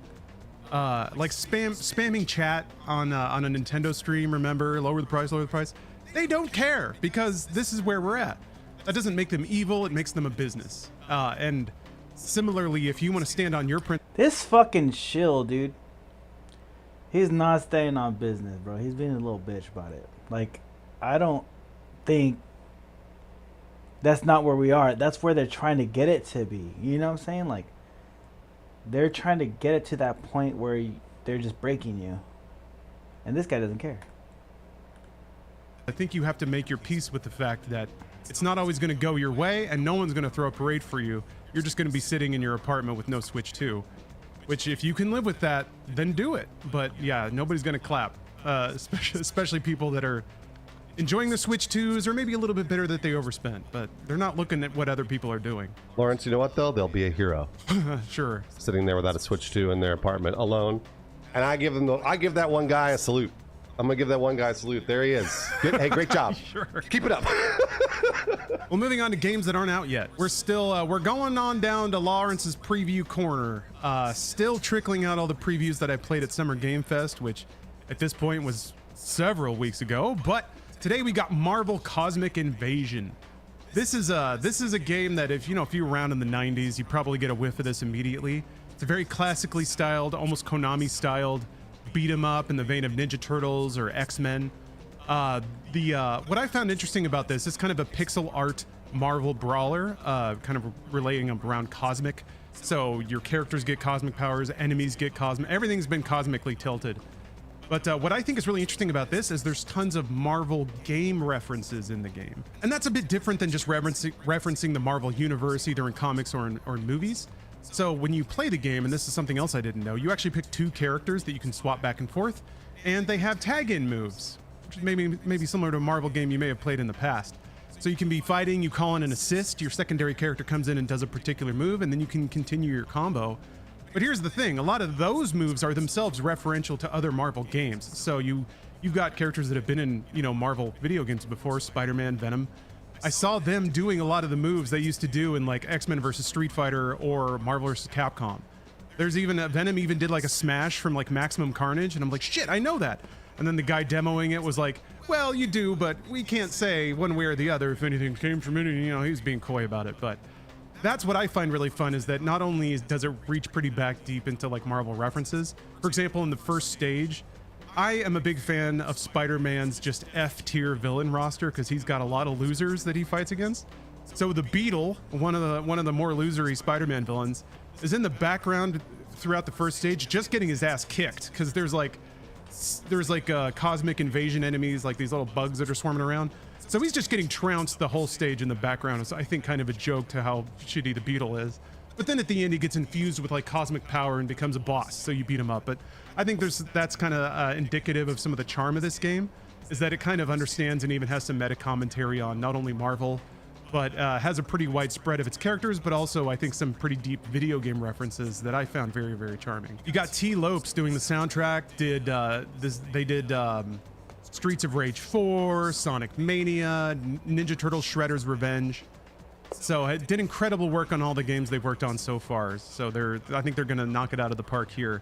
And then, just the pixel art animations, it's all there. It's fun to see a bunch of characters. Wolverine is in his like 80s yellow and brown. Again, kind of throwback to the X-Men beat 'em up, where it was much more 80s styled and kind of corny. So I like that it's the cheesy, campy side of Marvel beat 'em up and even video game beat 'em up standards. This sounds awesome, actually. This sounds like a retro throwback type of fun little game that's actually supposed to come out later this year, they said. There's no release date yet, but later this year, meaning 2025. So yeah, I can see it being a fun time. You sit down with a bud, you both play your heroes, you both point out all the references you identify, and then you listen to some good music and beat up some thugs along the way. So thank you, Dotemu, for inviting me to preview the game, and look forward to it. We'd like to thank two special patrons that support the Inside Games Patreon every single month. They bought 2 Switch 2s each. That's like 2 times 2 times 2. I want to say like 16 Switch 2s. Monkey Butlers and Flavbo, thank you very much for supporting us and Nintendo. When rumors of a sequel to Nintendo's hybrid portable gaming console began to emerge, a legion of voices across the internet all cried out in unison saying, Nintendo, please don't do anything wacky. All we want is a better Switch that can run the old games and play the new ones. Please, just call it like Nintendo Switch 2 or something. Oh, thank God. Unlike other content creators who were gifted the product by Nintendo or bought it in a timely manner to give you a review ASAP as possible, I instead waited 2 weeks to purchase it because, oh boy, this thing is really expensive. And after spending a little bit of time with the system, its games... $700? That's fucking crazy. And its problems, maybe I can help give you some perspective and help you decide if it's worth picking up right now. Or maybe this is a thinly veiled excuse to talk about a console I just wasted my entire paycheck on so as to not feel so foolish. Hey, by the way, guys, eating ice soup every day of the week is an awesome diet. Without further ado, is the Nintendo Switch 2 worth it?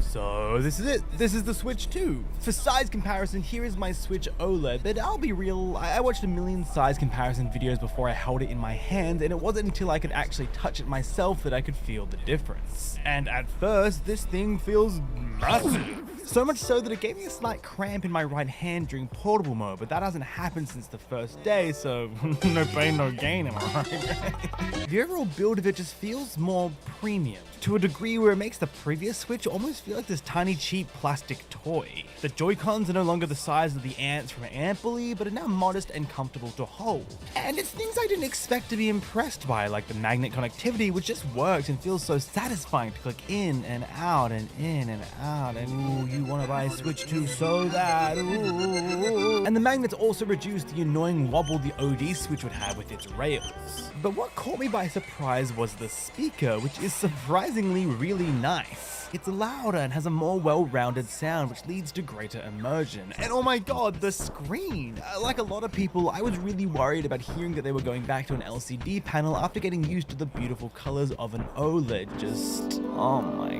god, it's so good. But so far, I've been pleasantly shocked. It's a really nice screen. The colors look good and the 1080p resolution is really slick, and I genuinely think it looks great. The screen just isn't particularly good overall. Huh? But the console is only the thing that gets you inside of itself. Wait, what? I can't think of something better. Let's talk about what it's like when you turn this thing on. When Sony released the PlayStation 5, it felt a little disappointing because it ended up feeling like the PlayStation 4 2. Derogatory. Yet here with the Nintendo Switch 2, complimentary, I think because ultimately that is what we all wanted, it is just really nice to have a better, slicker, and faster Switch. It runs in 4K now, the Wi-Fi has been fixed so games download way faster, there's a mouse feature, the icons now have rounded edges. If we're going based entirely off of vibes, then I'd say this exudes quite pleasant ones. Is that reason enough to drop $700? I don't know. How big of a fan are you of rounded corners? I do agree with people who criticize the lack of themes, especially when previous systems let us get wacky with it. But I do think all the subtle changes make it feel like a more premium experience. Like when you click on all the different icons, they've got these cute sound effects now. The settings go, and the eShop has this cute little Zelda-esque jingle, and the news scroll goes, the US bombed Iran? Speaking of the eShop, this shit no longer sucks. Oh my god. On the OG Switch, you'd click the icon, wait about 10 minutes for it to load, rethink your entire life choices, and then by the time you were actually in, you'd already decided that it was the right decision to break up with Ellie. But worse than that is that the eShop was riddled with terrible loading and a barrage of slop hentai games. And I don't actually know what hentai is, so if someone could explain that to me in the comments, that would be great, but this landfill of garbage made buying digital games an absolute drag. I'm happy to report that the Switch 2 eShop experience is fixed and greatly improved. It loads in a jiffy, it's responsive, it's easy to keep track of your wishlist and sales, and there's even this recommendation feature which is great. My only concern is, turn your mind back to 2017 and on day one of the original Switch, and the eShop had like 4 games and it ran fine. But as the years went on and more garbage was added, it started to chug. So, he's hoping that doesn't happen again. Please. It's not all perfect though. There have been a lot of issues reported about the HDR support, which isn't properly explained or showcased by the system screen itself. I don't really have anything to comment because I don't own a nice enough TV for this feature. I don't even know what HDR stands for. But experts on the topic have issued their frustrations loudly, and I hope Nintendo can fine-tune and adjust based on feedback. One major frustration I have found though was the new virtual game card system. On paper, this idea is awesome. It lets you loan digital games between different consoles you own and even to family connected systems. Unfortunately, the process is kind of clunky. You go into the virtual games card icon, select make all of them a virtual game card, and then at once the Switch 2 goes, let's download every single game right now! And then you have to individually cancel them all one at a time. Like, dude, stop! But apart from those slight frustrations, I haven't run into any major issues worth complaining about. That sucks. You have to do it one at a time. Just do the group check. Like, check. You know? Except, why can't photos be made on the homepage? That's so stupid. I literally ran home. I'm sweating up a storm because it basically adds folders to the Switch. I think in 2025 there is a valid question to be asked, which is, do I even want a Nintendo Switch? In 2017, a portable console that was powerful enough for big games was a miracle. But nowadays we have the Steam Deck, the ROG Ally, and a bunch of alternative products, all with various different goals. The aim of the Nintendo Switch 2 is that it's just trying to be a gaming system. It's not a portable PC for you to be able to customize or a cloud streaming device to play all your favorite games in bed. It's a simple, hybrid, portable Nintendo console. It's going to play all your favorite games and now do it better than before. From the perspective of a parent gifting this to their child, or even a gamer who doesn't want to waste a bunch of time in the settings, it is nice to have this system that can easily and simply play a buttload of games with a buttload of supported controllers, all with the press of a button.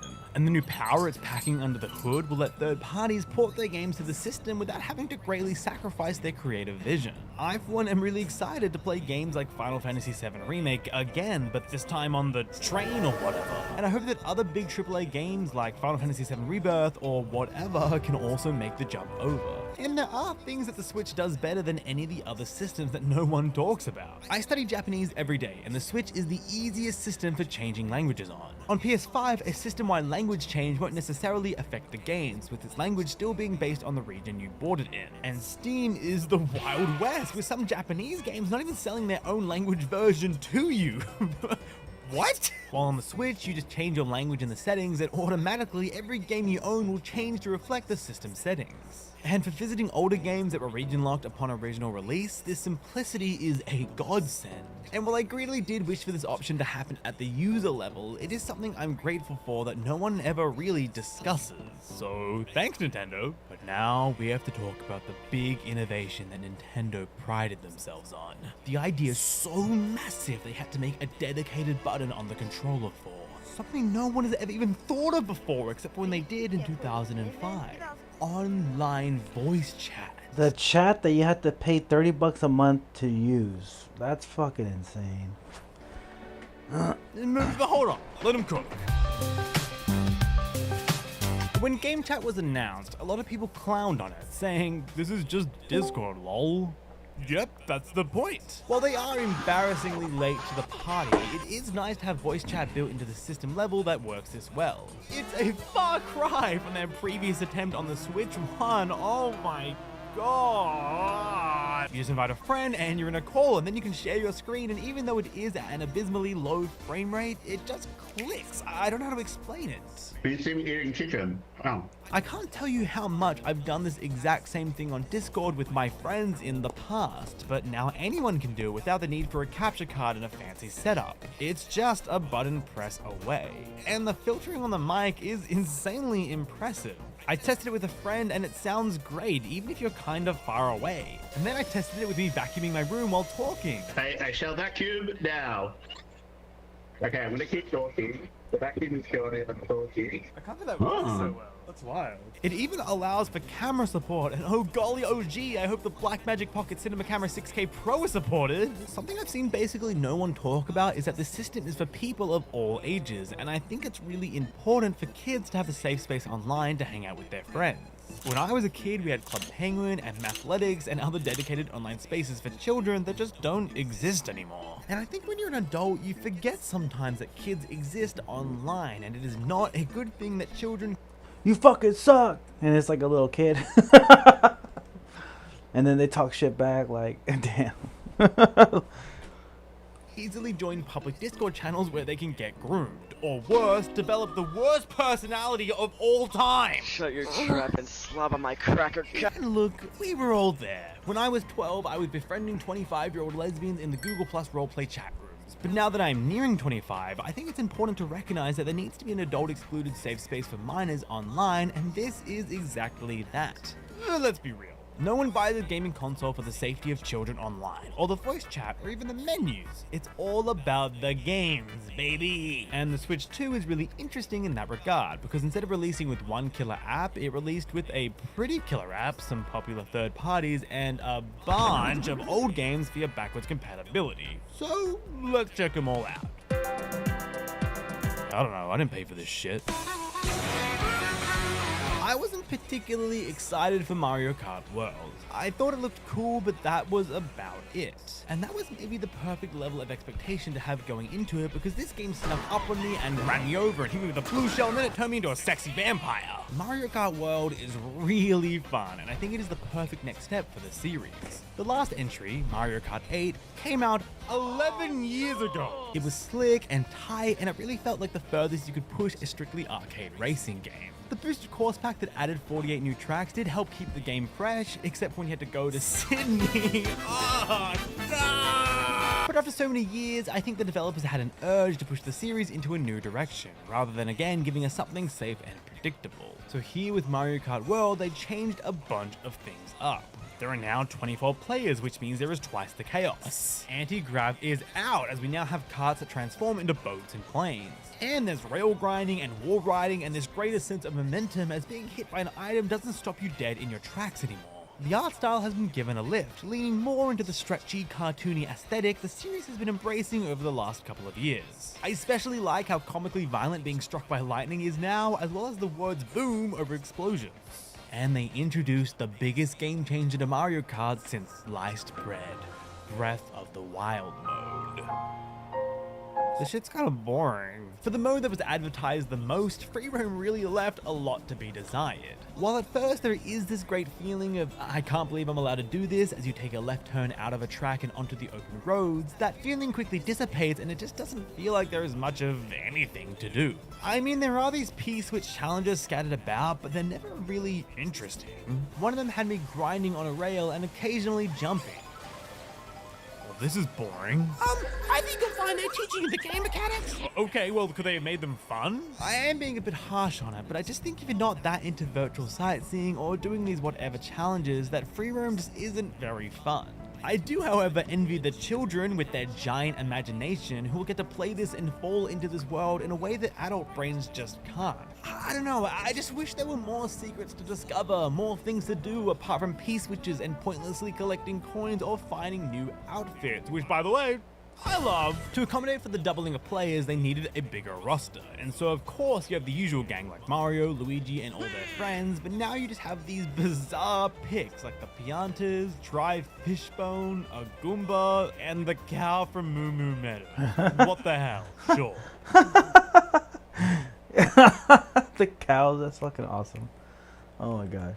What's more exciting is that a load of the characters get these unique costumes, and oh my god, this is such a fun part of the game.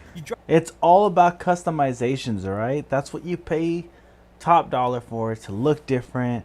I mean, that's what fashion's all about. Same thing. It's all about customization in my book. If you can make me look cooler than the other guy somehow, in my opinion, I'm gonna pay for it. To Yoshi's, grab your takeaway from this minimum wage family supporting dinosaur, and before you know it, you'll be dripped out to the max. Mario can finally look cool. Peach can become your annoying friend who just went to Japan and won't shut up about it. And Daisy can, oh my god. Culture appropriate.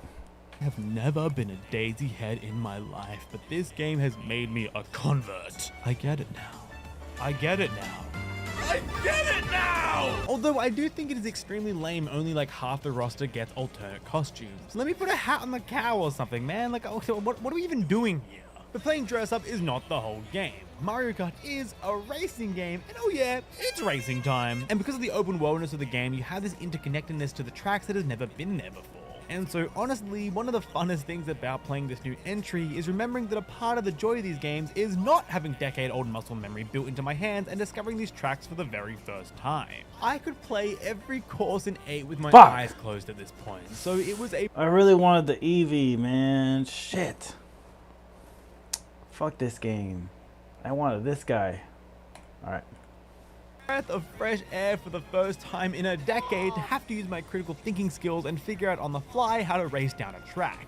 And the courses here are great. You get some new ones which are really fun and impressive. My favorite being Boo Cinema, where you literally go inside a film reel. Oh, it's so cool. But the biggest surprise is with the retro tracks they've brought back that are now entirely reimagined. Some of them sort of resemble their predecessors like Toad Factory, and some resemble them very little like Choco Mountain or Wario Stadium. It's this creative freedom that I never realized would be such a benefit to the— I've always loved Wario it's hard to say. Wario Stadium. He threw me off. Wario. Instead of forcing developers to be faithful to a track that looked like this. Ugh, yucky. My only real complaint with That's the track I was talking about. overall is that they're set up very weirdly. In Grand Prix in the previous games, you'd play 4 tracks, do 3 laps in each, move to the next, and blah blah blah, you won, yippee! Or you came 4th, you fucking loser! While in World, the first track will be the usual 3 laps in a row, but then the remaining 3 tracks will be 2 laps of getting there, and then only 1 actual lap at the place. I totally get what they're trying to do here, emphasizing the open worldness, but I kind of don't like it. If I want to do 3 laps of Sky High Sunday, for example, I have to do it individually in the Versus mode. I wish that this variation on Grand Prix was a separate mode, or a sub-mode under Grand Prix or something, where you select if the races are interconnected or separate. And Nintendo just did an update the other day where you can't even pick a normal track in online mode? What the fuck? The build-up of driving to the next race course doesn't ever really enhance the races, except for Rainbow Road. And if you haven't played the game yet, I'm going to give you 5 seconds right now to skip ahead to the next section, because this had my jaw on the floor. It is totally worth it to drive from Peach's castle up to the literal stars, as you get to experience what is easily the best Rainbow Road there has ever been. It's a 5-lap gauntlet with varying themes. It feels like this big love letter to the entire history of the track, all while looking beautiful and having stunning visual moments, and also giving a big fuck you to Mario Kart 8's boring as bland Rainbow Road. No, seriously, your gimmick is anti-gravity. How did you give us a boring space station? What? Now you might think so far that I've been a bit negative on the game, and yeah, I guess, because at this point I was feeling a little bit about it all. That was until I played by far the best game mode of World and maybe the entire series, Knockout Tour. It was advertised and discussed so little before launch, when I really think that this is the big draw of the game, way more than the free roam stuff. All 24 players are racing to place 20th or better, and then 16th, then 12th, then 8th, then 4th, then 1st, with the remaining players getting eliminated the further you go. It is the best of World's 24-player chaos and the series' fun arcade racing shenanigans. As you turn every tight corner and barely scrape through the checkpoint, it makes you really appreciate how great the mechanics of this entry are. In Mario Kart 8, even online, I could pretty easily hold first place. Even if I got blue shelled, it wouldn't take me long to get back to the front. But in Mario Kart World, it's a war zone. Being in first no longer makes you feel complacent, but fills you with dread, as you know it will only last— Hey dude, yeah, first place is always the worst place, especially early in the track. So long before you're back in the rat race, being hit by every item under the sun and being squashed, and it is so demoralizing that you can go from 1st to 24th in 3 seconds. But in turn, you can also live the underdog fantasy by going from 24th to 1st in another 3. It's so chaotic while never feeling unfair like the rubber banding in previous games would. And it makes you really appreciate all the subtle changes they've made, like bullet bills not doing damage, or mushrooms feeling incredibly powerful now, or even insane things like being able to slipstream while using the giant mushroom. Why did they let you do this? Knockout Tour, for my money, is absolutely the reason to get Mario Kart World. It's the most fun I've had with Mario Kart in a long time, and I've been playing both online and with my housemates religiously.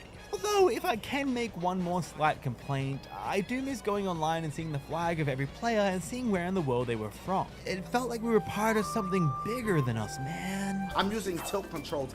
I do not give a fuck, Bill. Although, you do still have the fear of connecting to a game and seeing a 12-year-old Japanese kid that will absolutely mock you. Some things never change. Oh, and also the music is really good.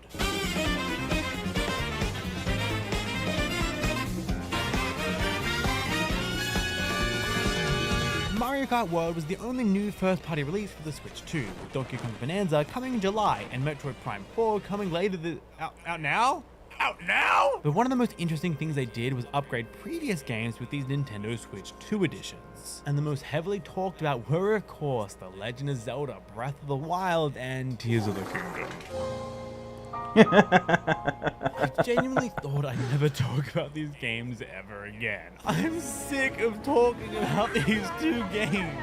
But I was uniquely intrigued by the prospect of them running at a silky smooth 60 frames per second and at a higher resolution. Yes, please? I went into it with this idea that it would completely transform the game and immerse me further and grip me the way it did on day one back in 2017, and I don't know why I thought that. It is just Breath of the Wild again. It has all the same problems it always did, and no increase in frames or pixels can improve that. And so I put it away after just a couple of hours and went, ah, well, it was nice to look at least.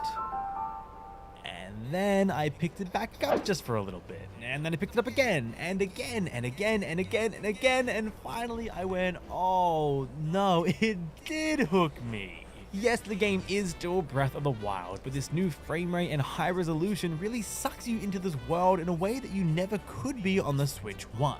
For the first time in almost a decade, I was enjoying walking across grassy fields again and climbing up treacherous heights, gliding across canyons, trying to tame a horse, looking at sunsets, collecting items, and being fully immersed into this world. It's hard to explain, but this upgrade feels like it expanded the portal between our world and Hyrule, and with it now being larger, it's easier to completely fall in and lose yourself to the immersion.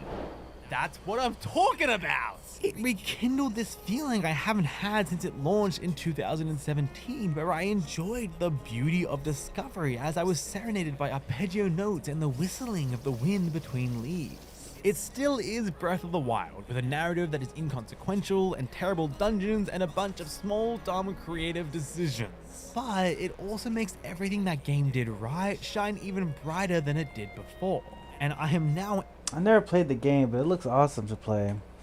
Endlessly envious of the 5 people who have somehow not played this game yet and get to experience it like this for the He's talking about me. first time. So this update, which I think is fairly priced to be honest, especially if you have the NSO expansion pass, reshines the beauty of Breath of the Wild in a way that makes it worth revisiting and made me appreciate and love this game in a whole new light.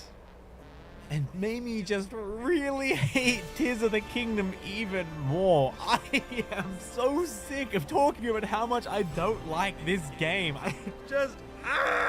Running around in Breath of the Wild's Hyrule again made me even grumpier about the fact that Tears of the Kingdom's Hyrule is so expendable. The world is just this big playbox to fly and dive through as quickly as possible.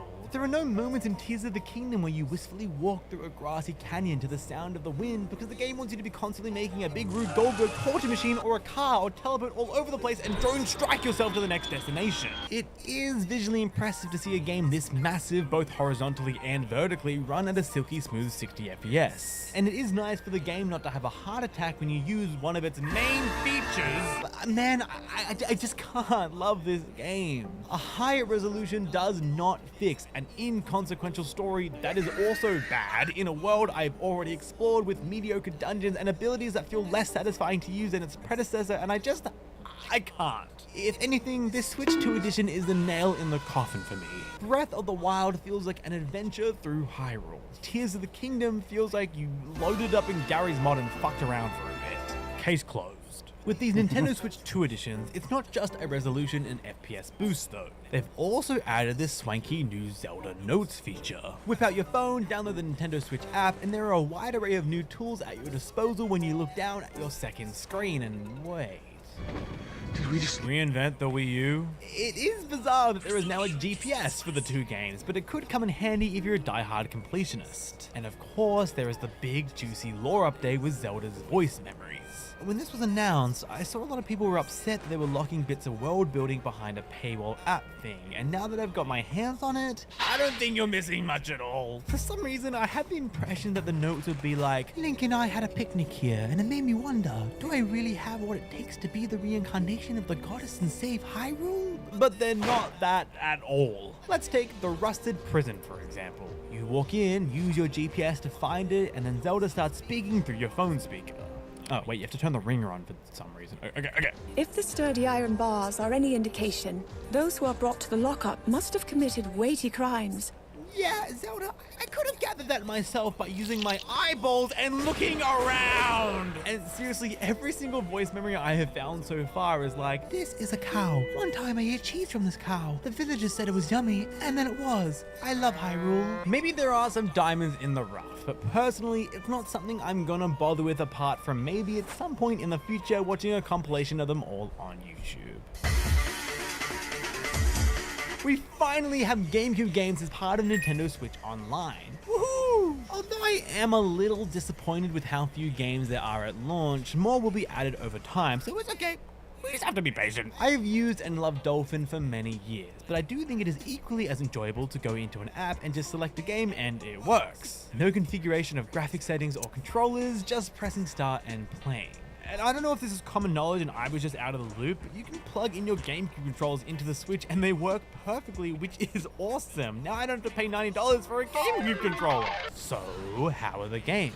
Well, I think they play great. To me, they look good, they play well, and I especially like how Soul Calibur and F-Zero GX are attuned to use the widescreen mode built into their games.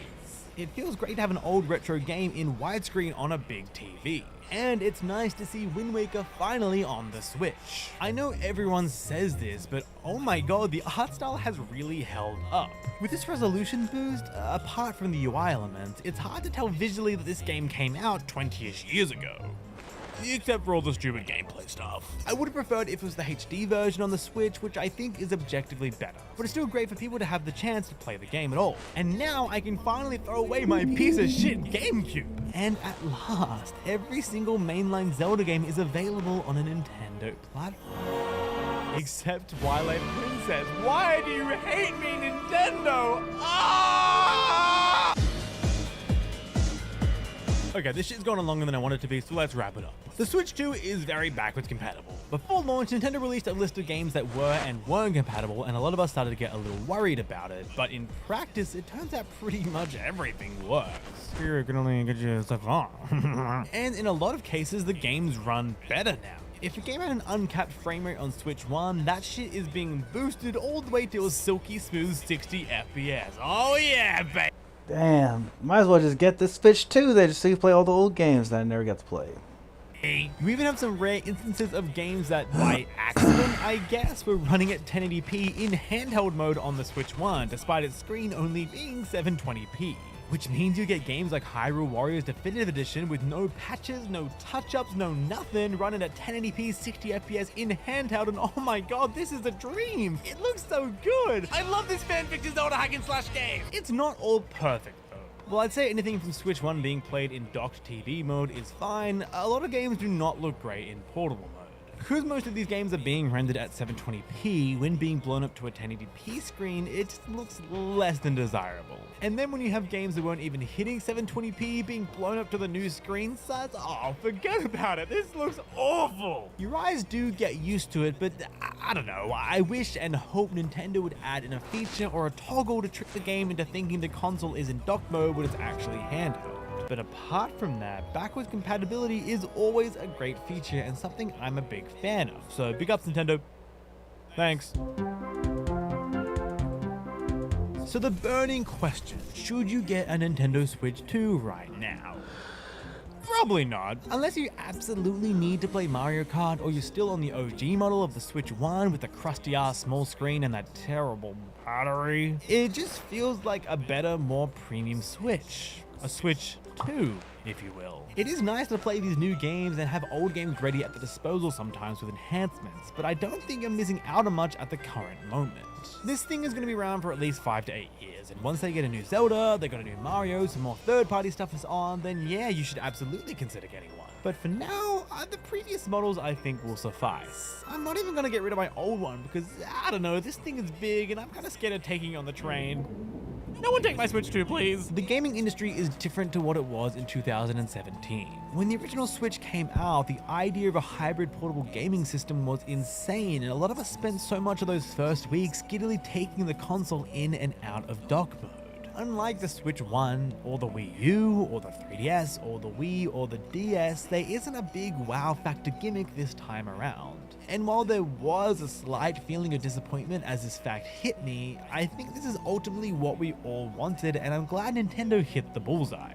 A follow-up console to a successful generation is a curse that has plagued every gaming company, and it's nice to see that Nintendo landed with relatively little wobble. Yeah, the game card key situation isn't ideal, and it sucks that games are now going to be $130, but overall, I am very happy with how it's ended up.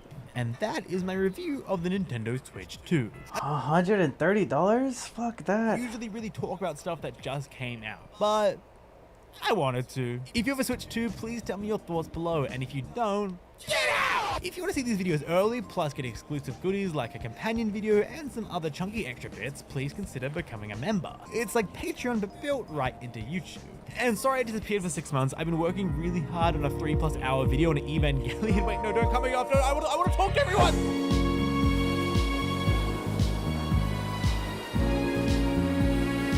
Alright, so I'm gonna go get some more water because I already ran out. I'm gonna get some popcorn too, but I'll be right back and we'll look at some more stuff online. I'm gonna get out of this game because I feel bad. I'm gonna delete this guy. Let's see. Alright, let's look up something. View my channel. And let's go to playlist videos. I'll be right back. I'm gonna get some more water.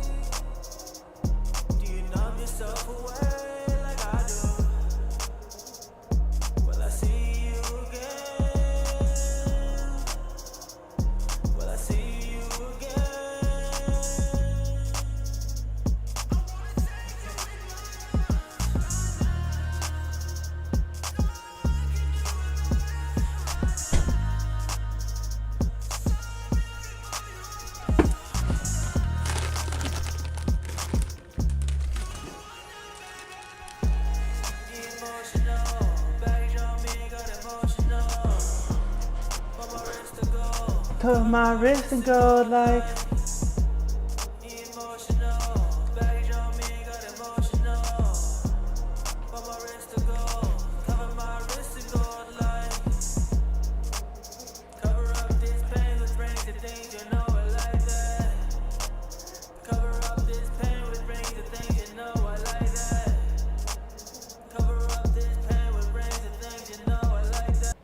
Love that song. All right, so let's do.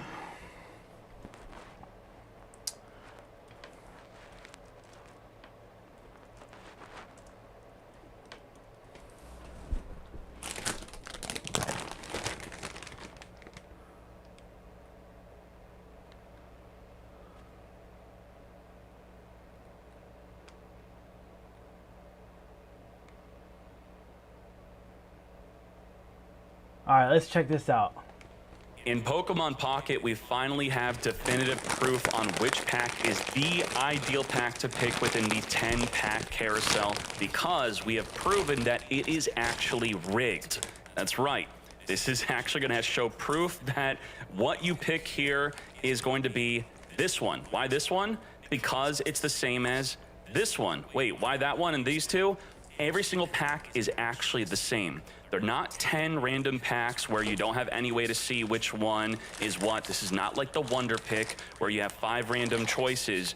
These are 10 of the exact same pack. Oh, but I saw a bent corner on this pack. It does not freaking matter. I'm going to show you the proof on why it does not matter, why every single pack here is exactly the same. It is chosen as soon as you click open pack, and then on this carousel choice, there is no choice whatsoever. This is essentially just an extra animation opening up your predetermined pack.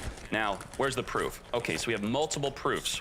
So proof number 1, cards in the pack are predetermined. Wonder Pick was showing cards before even being drawn. So you can test this yourself with a friend.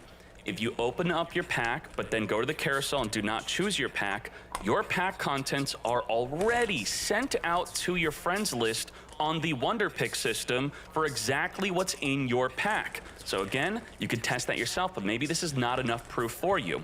There was another post where, before I get to the definitive proof, where it said that they put their phone into airplane mode, and then they would open up the pack. Well, first they'd click open pack, then they would go into airplane mode, and then between the 10 packs, it already chose for them. Then you could think, okay, maybe it's just picking a random pack. All right, now what about this? So this mad lad has opened up a system where he has the packets in-game being sent to his computer. So let's see what's going on here. Actually inspect what the server sends. I'm going to open this pack. So just by clicking open, it starts sending a bunch of packets to his server. There you go. It's fetching all the information. And now he's going to go through the information off of just clicking open pack. Now, mind you, he has not gone to the carousel yet to even choose what pack to pick between them. As you can see the carousel here, he's not chosen yet. And as he's switching between the carousel, the information sent to his server did not change whatsoever. You would think that as you're spinning this, it would just be predetermining what different card you are getting based off of what you have currently highlighted, but that's not the case. So he went through the card data that was sent off of just clicking opening the pack, and then he started matching it up with the cards in the database because they're numbered. So in the order of the number of cards which they exist in the Apex pack opening, let's see, so he's choosing them just like that. And then he perfectly showcases exactly what he predetermined is in the pack. So he said Bisharp, Doduo, all those cards, exactly what he picked out among those cards, his exact pack. And if you don't believe it, he then does it again. So he's about to open it, he picks out the cards. You know, he doesn't have a good system of picking out the cards because they're not numbered well. He has to keep on opening a bunch of them and then check the URL for the number. And then after that, again, perfectly showcases with no jump cuts or edits. I will link to this video so you can see the full 5 minutes straight that all the cards are predetermined in the pack opening. Now the big question is, why do we care? Well, I think that this is a bit manipulative if you ask me. Now I know other gacha games, they have an animation or you could draw a little circle, but none of them have 10 different random choices where you actually have no choice whatsoever. To the point where the community goes into an absolute panic on bent packs, or this pack looks a little bit different. This pack is fatter than the other pack. Because, you know, the whole meme is in real life, people would take the packs, they would weigh them on a scale. They'd put them in the freezer at Walmart, and if the pack poofs up enough, then you know there's a rare card in it. Now, none of that, of course, existed in game. So this person says, I know it doesn't really matter, but it just feels wrong. So if you are on the side of saying that this is not wrong, then let me extend this question to you. What if your Wonder Pick also doesn't matter? Because you have 5 cards that are revealed to you, then they go face down, then you're supposed to pick 1 through 5. That's also completely random and completely out of your control. So they should also just have that predetermined for you also, right? I think that also would be very wrong, and I think you'd have a different outlook on the situation when we bring up the Wonder Pick. But I have good news for you if you do actually care about this, and that is, as we're asking, is the Wonder Pick pre-selected? Well, the person who made the video who has access to the packets being sent to the server says your choice does seem to actually be sent to the server. They cannot actually fully confirm that it does matter, but it seems that it does because the server is receiving your choice, where otherwise the server is not receiving your choice whatsoever between the carousel of opening your 1 of 10 packs. So let's see the controversial opinions on this. Brother, don't ruin the fun. It's fun to perform rituals and savor each pack. Yeah, so I don't know. I'm sorry if this video ruined that for you. And if you were doing that and maybe you're wasting time doing that, just know that your pack is already fully predetermined. And in fact, if you do believe in doing a ritual before a pack opening, you now know to perform your ritual before even clicking on open pack. That is the real trick. So maybe spin between the Mewtwo, Pikachu, and Charizard a few times, 3 times to be safe, and then click open pack, and that could maybe be the new theory on getting a rare card. So what else is good here? Make sure you go on over to Pokemon Meta. We have a front page now. We're going to have a tier list and deck type breakdowns. I'm very much excited for that. We got the Lapras EX drop event. Maybe I'll make an event on that. There's a lot of good information within this article. We got the top deck page of the top 30% of all tournament topping decks. What's up, guys? Today we're going to be breaking down everything there is to know about the Wonder Pick system, including many hidden mechanics. I'll be explaining how Wonder Picks get refreshed, how long packs take to expire, how and when Friends packs can show up, and a whole lot more. So if you appreciate the info, hit the subscribe button, drop a like, and let's get into it. First, let's touch on Wonder Pick slots. You can have a total of 20 occupied Wonder Pick slots, including active packs, expired packs, and already picked packs. During certain events, you can also get bonus picks, rare picks, and chancy picks. Up to 16 of your Wonder Pick slots will come from random players or active events. Additionally, separately, you can have up to 4 Wonder Pick friend slots sourced from your friends list. We'll talk more in depth about Wonder Pick friend slots later in this video, but first, let's cover the basics of the Wonder Pick system mechanics. All Wonder Picks populate with a random active window timer between 0 and 4 hours, and that's divided into 30-minute increments. This means a Wonder Pick can spawn with a 30-minute active window, or a 1-hour active window, or a 1-hour 30-minute active window, etc. New packs populate when a timer expires for an available Wonder Pick, converting it into an expired pack. Now, people often ask how they can calculate when a Wonder Pick will fully clear from their Wonder Pick section. Note that when I say fully clearing, I'm referring to when a pack disappears entirely after having already sat around as either an expired pack or an already picked pack. Anyway, here's how you can calculate it. All packs actually appear in one section or another for exactly 4 hours and 30 minutes. So you simply make note of the original active timer, then calculate the additional time needed to add up to 4 hours, and then you add 30 minutes. When you pick from a Wonder Pick actually has no impact on the full clear time. What I mean by this is, if a pack spawns with 2 hours and 30 minutes for you to pick from it, and you pick from it immediately, it will still sit in your already picked section for the original 2 hours and 30 minutes, plus another 2 hours before it fully disappears. The only reason a Wonder Pick may appear to fully clear more quickly is if it spawned with more active time and you ignored it, and then you finally decided to pick from it, say, a couple of hours later. In that case, it would appear to sit in your already picked section for just a couple hours. Also note, once you pick from a Wonder Pick, it cannot reappear for you to pick from again. So if you do a Wonder Pick and you don't get the card you wanted, well, better luck next time. If it makes you feel better, I'm happy to confirm that Wonder Picks are 100% predetermined. We know this because in addition to looking at some of the code, we can outright detect missions and themed collections being completed before a card is actually chosen. If you were paying attention during the tutorial, the game actually outright shows you that it will ensure that you receive the full art starter card regardless of what spot you choose. Also, you may have noticed that I said pack timers run 0 to 4 hours earlier. That's because although it's uncommon, it is entirely possible for a pack to immediately spawn as an already expired Wonder Pick. This actually happens so that you are occasionally tempted to spend a Rewind Watch, which can be used to restore an expired Wonder Pick.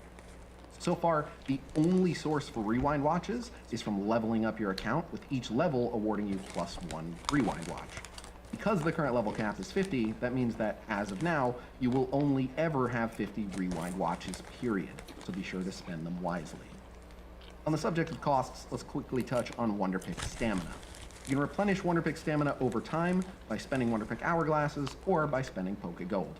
You replenish 1 Wonderpick stamina every 12 hours, therefore you can replenish 1 Wonderpick stamina by spending 12 Wonderpick hourglasses, or 6 Poké Gold, as 1 Poké Gold is worth 2 Wonderpick hourglasses. If you simply wait around, you'll replenish all 5 of your Wonderpick stamina every 2.5 days. Now let's break down where Wonderpicks get their stamina cost. The Wonderpick stamina cost is actually directly determined by the rarest card contained within the pack. Packs containing all 1 diamond and 2 diamond cards cost 1 Wonderpick stamina. Any packs containing at least 1 3 diamond card cost 2 Wonderpick stamina. Packs containing at least 1 4 diamond or EX card or 1 star full art card will cost 3 Wonderpick stamina. And finally, packs containing at least 1 2 star full art card will cost 4 Wonderpick stamina, which is the maximum.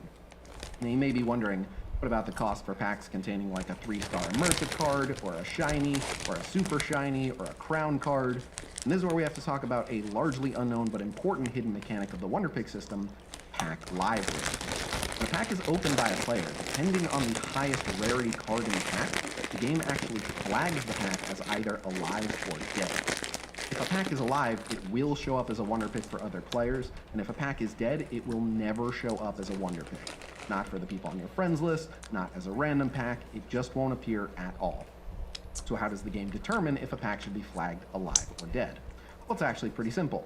If the highest rarity card is a 4 diamond or below, it's 100% guaranteed to be alive. Only packs containing star cards and above are limited, and this is simply to prevent players from having too many easy opportunities to get rare cards. If the rarest card in the pack is a 1-star full art card, the live rate drops to 95%. Honestly, I'm not even sure why this exists. It limits 1 in every 20 1-star cards from being shared via Wonderpick. Okay. Anyway, if the rarest card in the pack is a 2-star full art card, the live rate plummets to a dismal 10%. That's right, as soon as a pack contains a 2-star full art card, it drops to only a 10% chance of appearing via Wonderpick. That's still better than live rates for shinies, super shinies, 3-star immersives, and crown cards, which all have a 0% live rate, rendering them instantly dead. So if you were wondering why you never see an immersive or a crown card in Wonderpick, that's why. The game immediately blocks the pack from showing in Wonderpick. The good news is, if a pack is live, it will be eligible to appear for everyone. Because if a pack is live for one player, it's live for all players. However, there are further restrictions on what packs will actually show up for you based on how Wonderpicks interact with your friends list. Just because a pack is live does not mean you are guaranteed to see it. There are various ways to ensure that you do receive the friend packs that you want in Wonderpick, which we'll cover in this next section where we discuss the Wonderpick friend slot mechanic. But now we need to cover a couple more hidden mechanics that act as conditions. Firstly, all packs have a somewhat short lifespan. Packs remain available to appear for 72 hours, plus the remaining time until the next server reset. Right now, server reset occurs at 11 p.m. Pacific time. So basically, if you pull a nice pack, your friends will have 72 hours starting from the very next server reset to watch for that pack if they want to pick from it. After that, the pack is expired. Secondly, there is a pre-existing friendship condition. Specifically, you need to have added someone as a friend before they open their pack for it to be eligible to appear for you. You will not see a pack if you add someone as a friend after they've already opened it. So if you see someone posting, "I just opened a God pack, add me as a friend," don't get your hopes up. If you weren't already friends with them, it's too late. Alright, it's time to break down Wonderpick friend slots. As a reminder, you can have up to 4 Wonderpick slots that source from your friends list. So firstly, I do want to clarify, bonus picks, rare picks, and chancy picks do not count as friend slots. Next, note that friends packs will populate randomly from the most recent 10 packs that a player has opened, so long as it was within the last 72 to 96 hours, because anything beyond that is already expired. This is why it can be very difficult to find a specific friend's pack in your Wonderpicks when you have too many friends. Because if you're randomly sourcing 4 packs from up to 99 people, and most of them have 10 different packs that might show from them, it can be really, really hard to happen to catch a random one. Fortunately, if your friend does pull an exceptionally good pack, they can actually go into their settings and turn off pack sharing in WonderPicks, meaning that any packs they open after that will not appear in WonderPick, increasing the likelihood of encountering the desired pack. This also means that if an account has only opened a single pack, that pack is guaranteed to be the pack that appears in WonderPick, so long as it's live and it hasn't already expired. Now, a couple things I do need to clarify. Firstly, removing a friend does not free up the WonderPick friend slot. It will remove the friend label, but the pack itself will still occupy one of your WonderPick friend slots. Also, picking from a pack also does not free up the WonderPick friend slot. Also, letting a pack expire does not free up the WonderPick friend slot. A WonderPick friend slot only becomes free again when a previously occupied WonderPick friend slot pack fully disappears from your list. Therefore, if you remove all of your friends right now, you will still have to wait up to 4.5 hours for all of their old packs to fully disappear from your list before you have new WonderPick friend slots available, even though they will no longer be visibly labeled as a friend pack. The last thing we need to cover is how to force a WonderPick refresh. The easiest way to refresh WonderPicks is to navigate to the home page, but you can also navigate to missions or to your Pokedex. This is because many people do not realize that accessing your missions, including themed collections, or accessing your Pokedex will also force a WonderPick refresh. And this happens because both of those pages can link you directly to WonderPicks because they notify you when a card that you're examining is available in WonderPick. And therefore, it has to update your WonderPicks to scan them to know if one of them is in there. Also, if you've just logged into the game for the first time after 6 or more hours of being offline, it can take up to 30 minutes for any new packs, including all of your WonderPick friend slots, to actually populate. This is because the game believes that you have a sufficient selection of WonderPicks immediately available, and therefore it does not need to retrieve new options for at least 30 minutes, at which point it would potentially need to fetch new packs anyway. Well, that was a lot of information to cover, but if you actually made it to the end of this video, congratulations. Believe it or not, you get a prize. You win an invitation to the Hype Packs Discord server. You can use the link in the video description below to join our God Pack hunting community. Otherwise, this video has gone on long enough, so thank you guys so much. Please be sure to like, subscribe, all that good stuff, and I will see you guys real soon. Until next time, peace!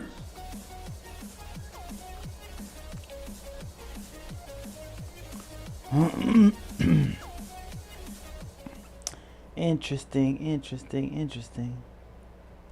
Okay. Diablo Immortal. Damn.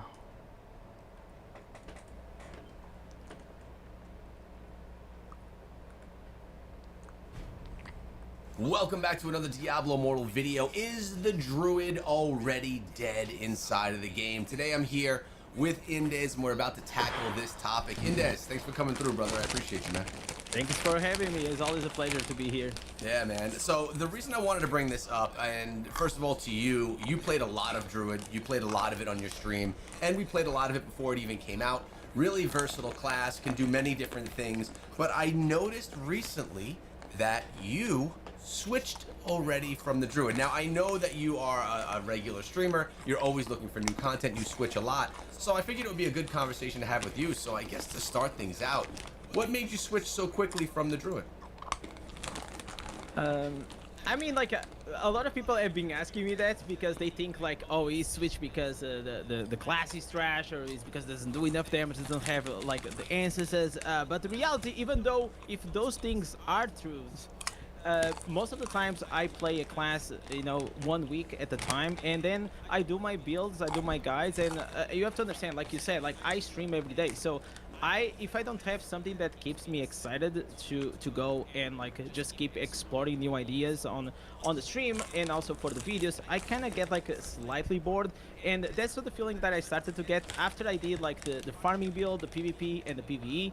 Then I was like Mastery 4, I was kind of seated on it, I did the trial dungeon, And then I was feeling, okay, now I feel like it is time to go and try to explore a new class, because I also like the new class. Yeah, all this moment is about the Druid, everyone is excited for a new class, but there are definitely still other classes that I am always curious to try, new ancestors, try to maybe make a new build that can be like life-changing, like for those certain players. And right now I'm playing Blood Knight and I'm actually having a blast with it. Yeah, no, I saw that on your stream yesterday that you were playing the Blood Knight. So the reason that I bring up, and we tease that the Druid class is already dead, this is just based off of things that we see in the community, people disappointed with the class for one reason or another. There's also a large group of people that really do love the class. They love that they're able to shapeshift, they love that there's summons with it as well. So it definitely goes both ways. So what, out of the builds that you put together, I guess the biggest question is, where do you think that the Druid class actually excels as a class? Is it in PvP? Is it for farming? Is it for Helliquare raids? Where do you think this class actually shines, and where do you believe that maybe it falls short? I will say, like, right now, Druid, it is the jack of all trades, master of none. I don't think it really excels at anything compared to the old classes, because the thing that you could actually excel, it is at being a support and a healer, which it's like super hard right now to make any build that is gonna use like that playstyle, because we don't have like very good ancestors when it comes to it. So that was, like, in my opinion, the build or the type of playstyle that Druid could shine, because no other class can actually do it. Regarding everything else, like, it is a good farming class. You are running at 60% all the time because of your wolves, you have the surging stones, everything starts popping. But then, like, I feel like the biggest disappointment was that everyone is so excited regarding the werewolf, and whenever we started testing it, then on the live servers against the other classes, we started realizing, and this was also like very early on whenever we were at the Blizzard headquarters, like one of my pieces of feedback was like, hey, like here on the werewolf, like we have so many jumps, so many animations, that I feel like the class was not was not going to compete like to the top DPS with other classes like Crusader, Necro, Tempest, and all these things, because it is not like very fluid. So I feel like right now it is a very casual class. You pretty much, if you're a casual player, you can farm, you can AFK farm, you can do like your daily things, you can even do pretty much everything in the game kind of well, but you're not going to be great at anything at this moment. Yeah, I agree. I'm kind of in the same boat with you there. I think it actually is a great class for farming. Being able that you could put the summons together, I like it. But when you think of the Druid, you want to be able to shapeshift. Like, that's one of the things that you really look forward to, and you don't need that for the farming element of the game. Do you think it's a better farmer than, say, a Necro? And obviously we're talking about like AFK type stuff, because obviously that's why most people are Necromancer, or that's why many people are Necromancer, because they can just kind of walk away from the game and farm. Do you think it competes in that realm? No, I still think like Necromancer is still like quite strong, because they have the golden is always there. Maybe in the future, if we have like the bear with us all the time, like maybe a big poison or a big fire bear always with us, and then you have like the fire wolves, maybe there's gonna be something there. But I feel like regarding like the farming, except like the AFK farming, obviously like every class at the game, at a certain level at the end game, you are able to just put a build together and you just run and you kill everything, as long as you're using the right build. So there is nothing there that really makes the Druid excel, because everyone else is already doing it. Yeah, I mean, I tried to get back into the game itself, and I saw the Druid thing. I'm playing Blood Knight, but it didn't really like make me want to play it. Kind of felt like more shit to do, you know, and it's already, there's so much already to do in this game. Yeah, that's true. But I think you nailed it when you said that it's a master, it's a jack of all trades, a master of none. Hey, I just saw this pop up. Actually, it popped up yesterday. These are the times on that race. I saw that you were doing the race yourself on your stream. Yeah. You did quite well, man. I was watching you. What'd you get down to? 37 seconds, I think I saw you get down to, right? Yeah. My chat made a bet that if I managed to get to the top, they give me $50. So I was sweating for like 45 minutes. It's but, not we got easy. No. I tried it myself, and I did poorly. But I'm looking at these clear times of some of these top people. 29 seconds. That's crazy. Even like we see their Maw is there, like it's on it did like 30 seconds. That's like so impressive. Like we see a lot of European players there, also like from Southeast Asia, but yeah, like obviously probably I could get it down a bit more, but yeah, I just like I had other things in my mind, and this was like not one of like the biggest focus that I put a lot of time. I just did like for fun content. Like I try to be like an entertainer, and I try to make like these events or anything that I can grasp from like Diablo Immortal into a fun thing for people to watch on the stream, and that's usually my focus on. Yeah, I think that you did a good job of it. I actually really like this event too. Let me wash my hands real quick. I got Cheeto dust on.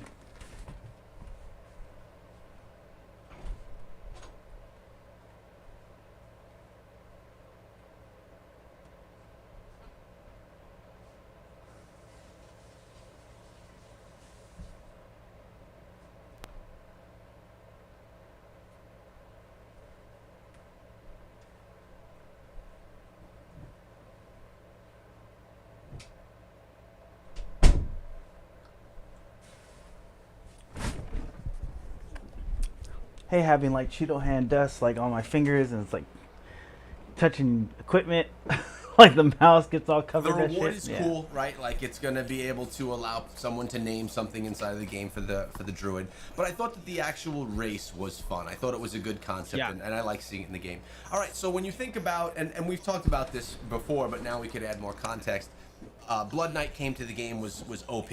It was great. Everyone's like, you have to be Blood Knight. Tempest came to the game, it was OP. You have to be Tempest. This is the first time that a class comes and everyone's not like, you have to be this class. Whether people love it, people hate it, and people are kind of on the fence about it. So it's the first time that they've introduced a new class to the game that isn't you have to play it if you want to compete, and specifically inside of PvP. How do you feel about that? Like, usually you would think, same thing with gems, right? Blizzard comes up, spends the time to put a new class in the game. They want everyone to buy the gems. They want everyone to come play the druid class, come back to the game, and then keep playing it.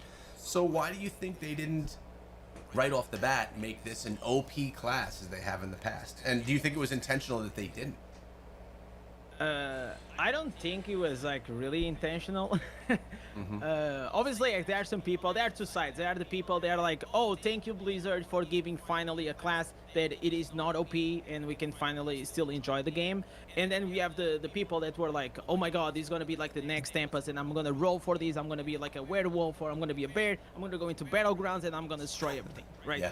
And whenever this didn't happen, they were like, okay, this is like actually very upsetting. But I think like it is very easy to understand why Blizzard maybe have missed the mark. It is because like if you look at the Blood Knight or even like the Tempest, these classes, they are mainly just a DPS. So you have 60 instances on launch that they are just gonna mainly be focused in one specific thing, which is like a DPS build. And the Druid itself has such a diversity when it comes to builds. Like you have, first of all, you have 2 transformations, then you have the caster form, then you even have like the healer, and then you also have like the CC knock up, all of these things. So there's like so many builds that you can build. So I feel like honestly, maybe for the Druid as an exception, they could have come with a few more instances to kind of complement the lack of them. But right now, that's why we keep saying that, you know, the Druid as a core of a class has a lot of potential for the future. But if you have to wait like 3 or 4 months to get 6 more instances, maybe only like in 3 years, Druid is gonna be good, you know? So yeah, I hope like the Blizzard looks at the feedback of the players that we are giving, and they're gonna make like quick changes, because they only have 6 instances in Inferno 8. But I hope that those 6 instances, or with the balance changes, will actually put, you know, the Druid in a better spot, because Druid is not bad. People are saying Druid is bad. Druid is not bad. Druid, it is a good class. It is just not at the top level to compete with like classes like the Crusader, Necro, and Tempest. Few good points that you made here. One was that it's great for someone that's a casual player, for someone that wants to run dungeons, for someone that wants to farm, build out stuff, farm essences. Great class. It actually excels there. You also mentioned that because the Druid is a doer of all, right? You have the healing element, you have the summon element, you have the transformation element. I guess Druid sucks, bro. Oh man. Druid is ass. Player. For someone that wants to run dungeons, for someone that wants to farm, build out stuff, farm essences, great class. It actually excels there. You also mentioned that because the druid is a doer of all, right? You have the healing element, you have the summon element, you have the transformation element. You're right. It's tough to have enough essences to support all of those. Like you mentioned, the Blood Knight came out, and it's all about just dropping damage, right? You have some healing elements too, but with this class, they had to have essences supporting all these different areas. That, yeah, you're right. It is hard. I never thought of it that way, but it is hard to excel in, say, PvP when you have to really support other types of builds as well. Well, I'm glad to hear that you don't think that the class is dead. I don't either, which is why I'm still playing it. With that said, I'm probably not going to be playing it for as long as I thought I was. I definitely am a little underwhelmed, and I never thought I would be. You know, I'm more of a casual player than I am a PvP heavy sweater. But I do like doing well in dungeons. I've begun to really enjoy being the top damage dealer in a dungeon. I enjoy doing Helliquary and being able to really put enough damage on the boss where I feel like I'm helping my team. And I'm just a guy that likes to do damage. That's what it comes down to. And you have a lot of players that are like that. And I am missing that being the druid. It's definitely something that, you know, it makes me want to go back to maybe even Tempest or Crusader. There is a point that I want to add up is that usually people don't like change, you know, especially the older you get, the less you like change. And at the first glimpse, you will always try to find a reason to go back to your main, which you're comfortable, you're used to it. And I feel like if you go into the druid, it is so different. First, you have something new, which is the primal power, right? Being able to manage a resource where usually maybe if you play a barbarian, what are you gonna do? You're gonna have 3 buffs and then you're just gonna keep like whirlwinding. It is very basic, like we all can do that. Also, there's multiple of these new older classes, they have the similar play style. They buff up, they run, and they auto attack or they use a skill. The druid itself, it is very different, right? Like you have to manage the cooldowns, you have to go inside the form, you have to do your cooldowns inside the form, then you have to get out, and this adds like a level of complexity that I feel like it doesn't excite a lot of people, because, you know, most of people that play Diablo Immortal are casuals and they are playing on the mobile, and a lot of times like you just don't want to be like constantly like spamming to do like everything in a min-max way. And the problem with the druid is that even if you play, for example, with a beard, which is like the best build right now, the rotation, it is like probably one of the rotations that is slightly more complex inside the game, because if you fail it, like your DPS will literally just drop like 30 or 40%.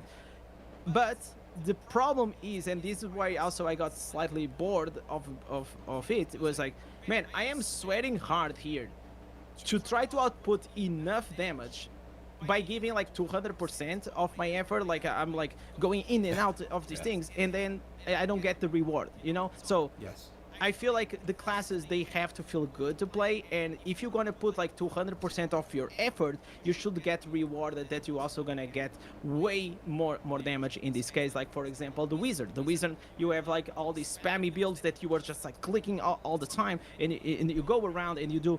But the reward is you do a lot more damage. You do like 3 times more damage than if you just use a buff and run build. So I feel like the druid needs that. I feel like please don't make the druid like go back to a boring class. Just maybe create 2 builds, a bit more passive for casual plays, but also keep up like this play style, which is like a bit more engaging, but it has to be buffed up, the damage, and it has to be and feel more rewarding so players can actually enjoy the class. Yeah, I think that's some really good feedback, and I want to add here, you and I were both in California, we met with the developers, we spoke with a lot of the team. There was a lot of creativity and a lot of passion that went into making this class. I mean, we watched them present on it. Some of those presentations were even put into VODs that Diablo Immortal posted themselves. You and I had interviews with the developer as well, and it was cool to see how inspired they were about the class. and how excited they were about all the different things that it can do. And although this the title of this video is in quotes that the class is dead, in actuality it's just being born, right? With all the new essences that are going to drop over time, it can if wanted from the developers, it can go in the right direction where it can be a class that excels in certain areas. And maybe that area won't be PvP. Maybe the Druid will never be a class that excels in PvP, but maybe at some point it could be something that is just dominant and a must-have inside of, you know, some big boss raids. Yeah, it needs to have a purpose to play, you know. Every class, you know, like everything in life, needs a purpose to play, and it can just not be, oh, I have cute wolves, you know. It has to be something more than that, and so otherwise, you know, casual players probably they will just enjoy it regardless. Doesn't matter if it's like a top tier or bottom tier class. Casuals are always like will enjoy no matter what. If it's the fantasy level, the fantasy that they like to play. And I love the Druid, and I played a lot of Diablo 4 Druid. I never played Diablo 2, which people are saying to me that is very heavily inspired on it. But I feel like this Druid compared to Diablo 4, I feel like, in my opinion, it is way more fun to play, just because you have to manage these cooldowns, this and that. But yeah, the damage has to be there, so it's like actually even more fun to play it. I 100% agree with you on that. I mean, in Diablo 4, it's like you're running around as the wolf or as the bear, but at the same time, in Diablo 4, there's no PvP, right? You're basically running around the world and farming stuff and going against big bosses along the way, where I think the Druid does fine. Against the bosses, it's lacking the damage element, but open world stuff, I think you're absolutely fine. Yeah. I still do think that Riker put out a video talking about how the Druid was done better in Immortal than it was in Diablo 4, and that Diablo 4 people are like, what's going on? You know, I love... Yeah? They are so bitter, man. Like, Diablo 4 players, they are so bitter. I know, man. They, like, we had the Druid, we had the Berserker. Like, the Berserker collab was so much better. Wow, dude. I mean, there's a lot that goes on well. There's a lot that Diablo Immortal does well. And, I mean, I think it was Jeet. He posted, Ghost Signals community manager. I think it was him posting something about how they're hearing what the community is saying about the Druid and the sentiment, and that they're having talks about, you know, how they can make it better.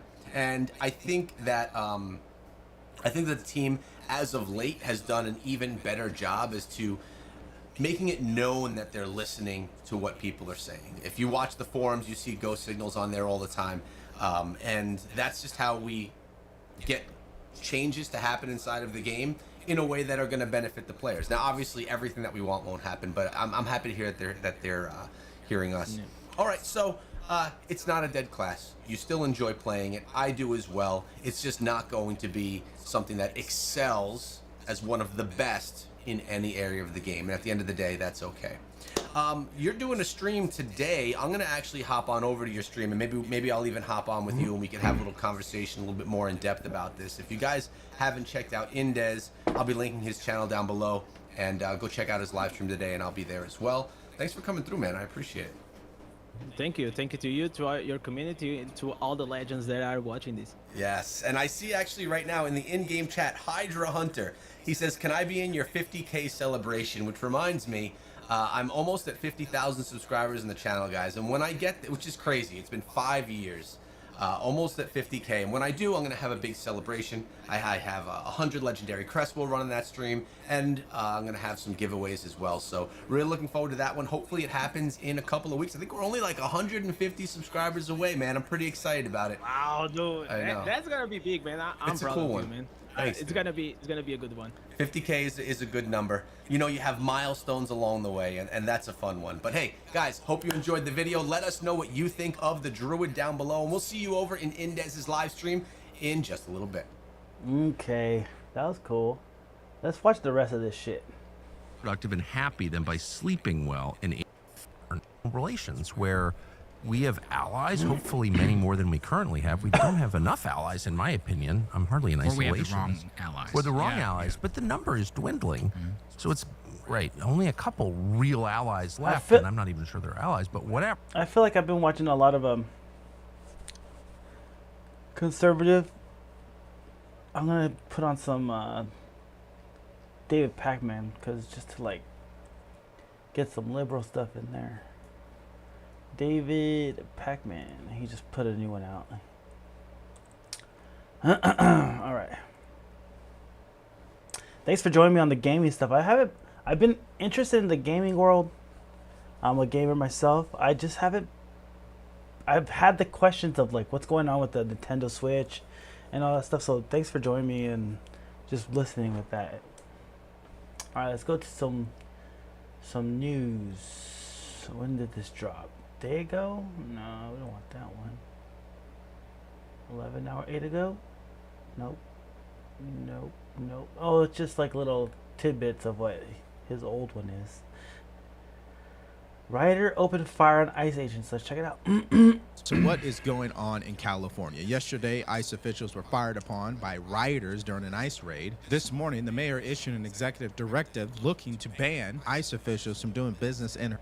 Dang, they're shooting. That's like three incidents with, gun violence with ICE. I mean, fuck, bro. People are going in. City, and a federal judge is planning to issue an injunction against ICE. All of these stories we're going to get into in this video, show you what both sides are saying, give you the facts, and of course, the bottom line.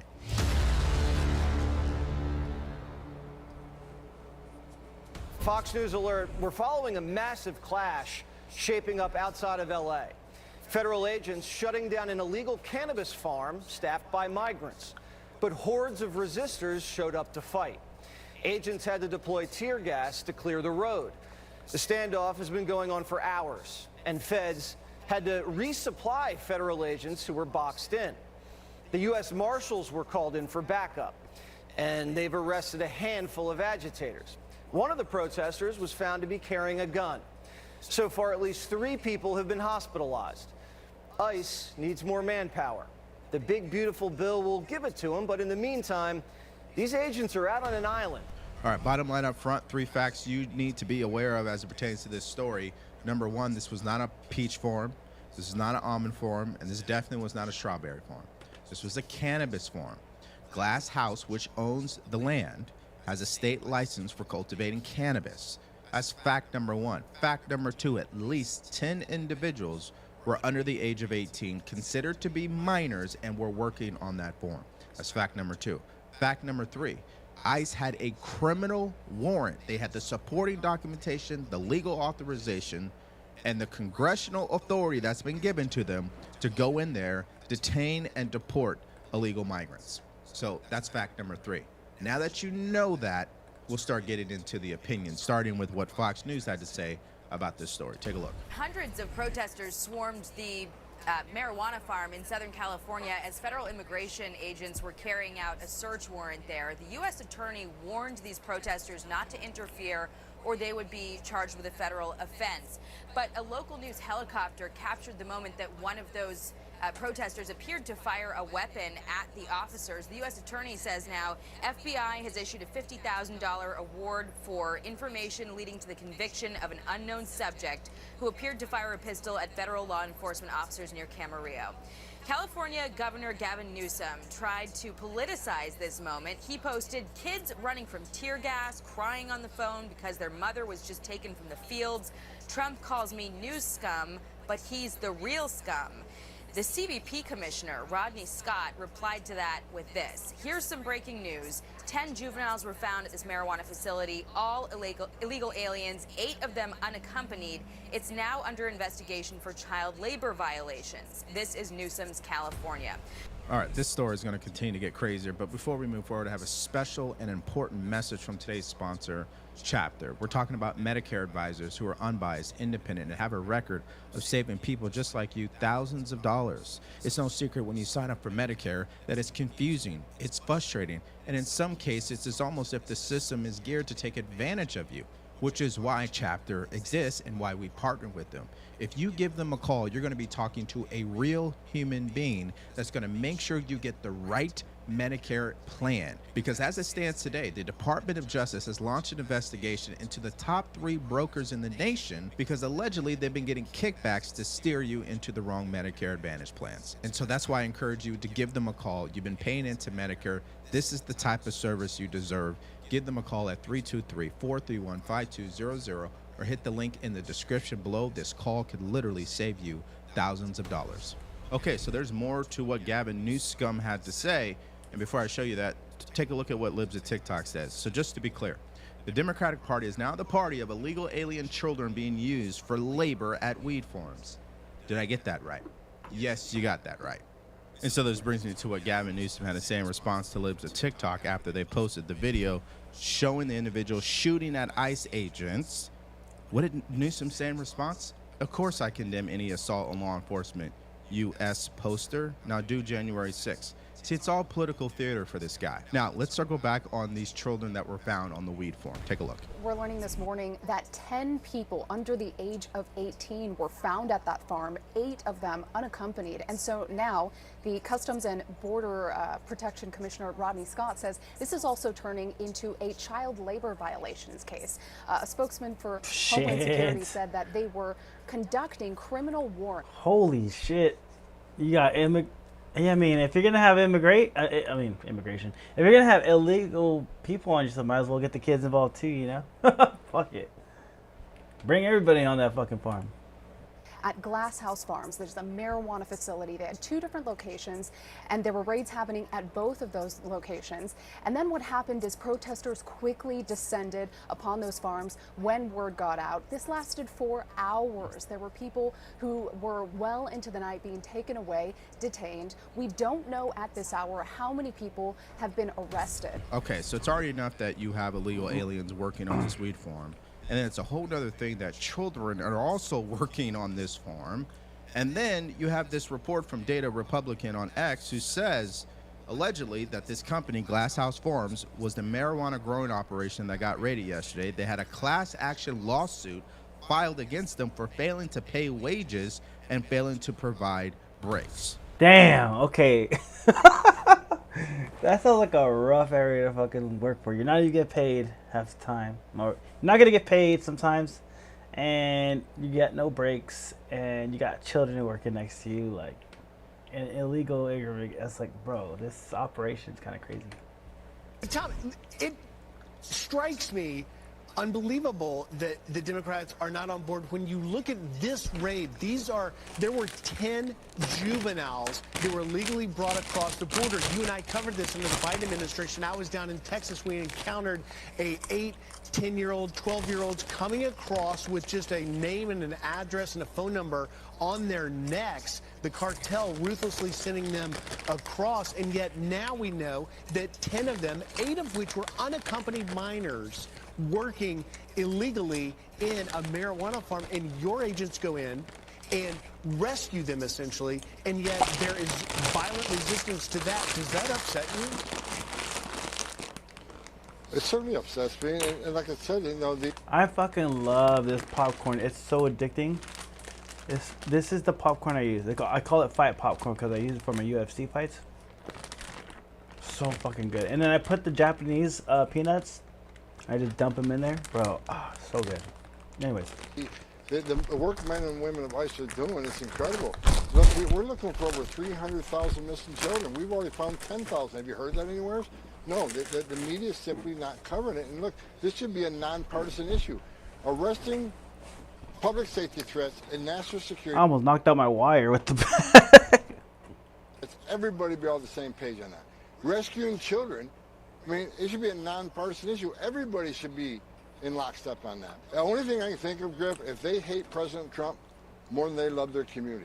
They hate President Trump more than they want, you know. Fuck President Trump right now.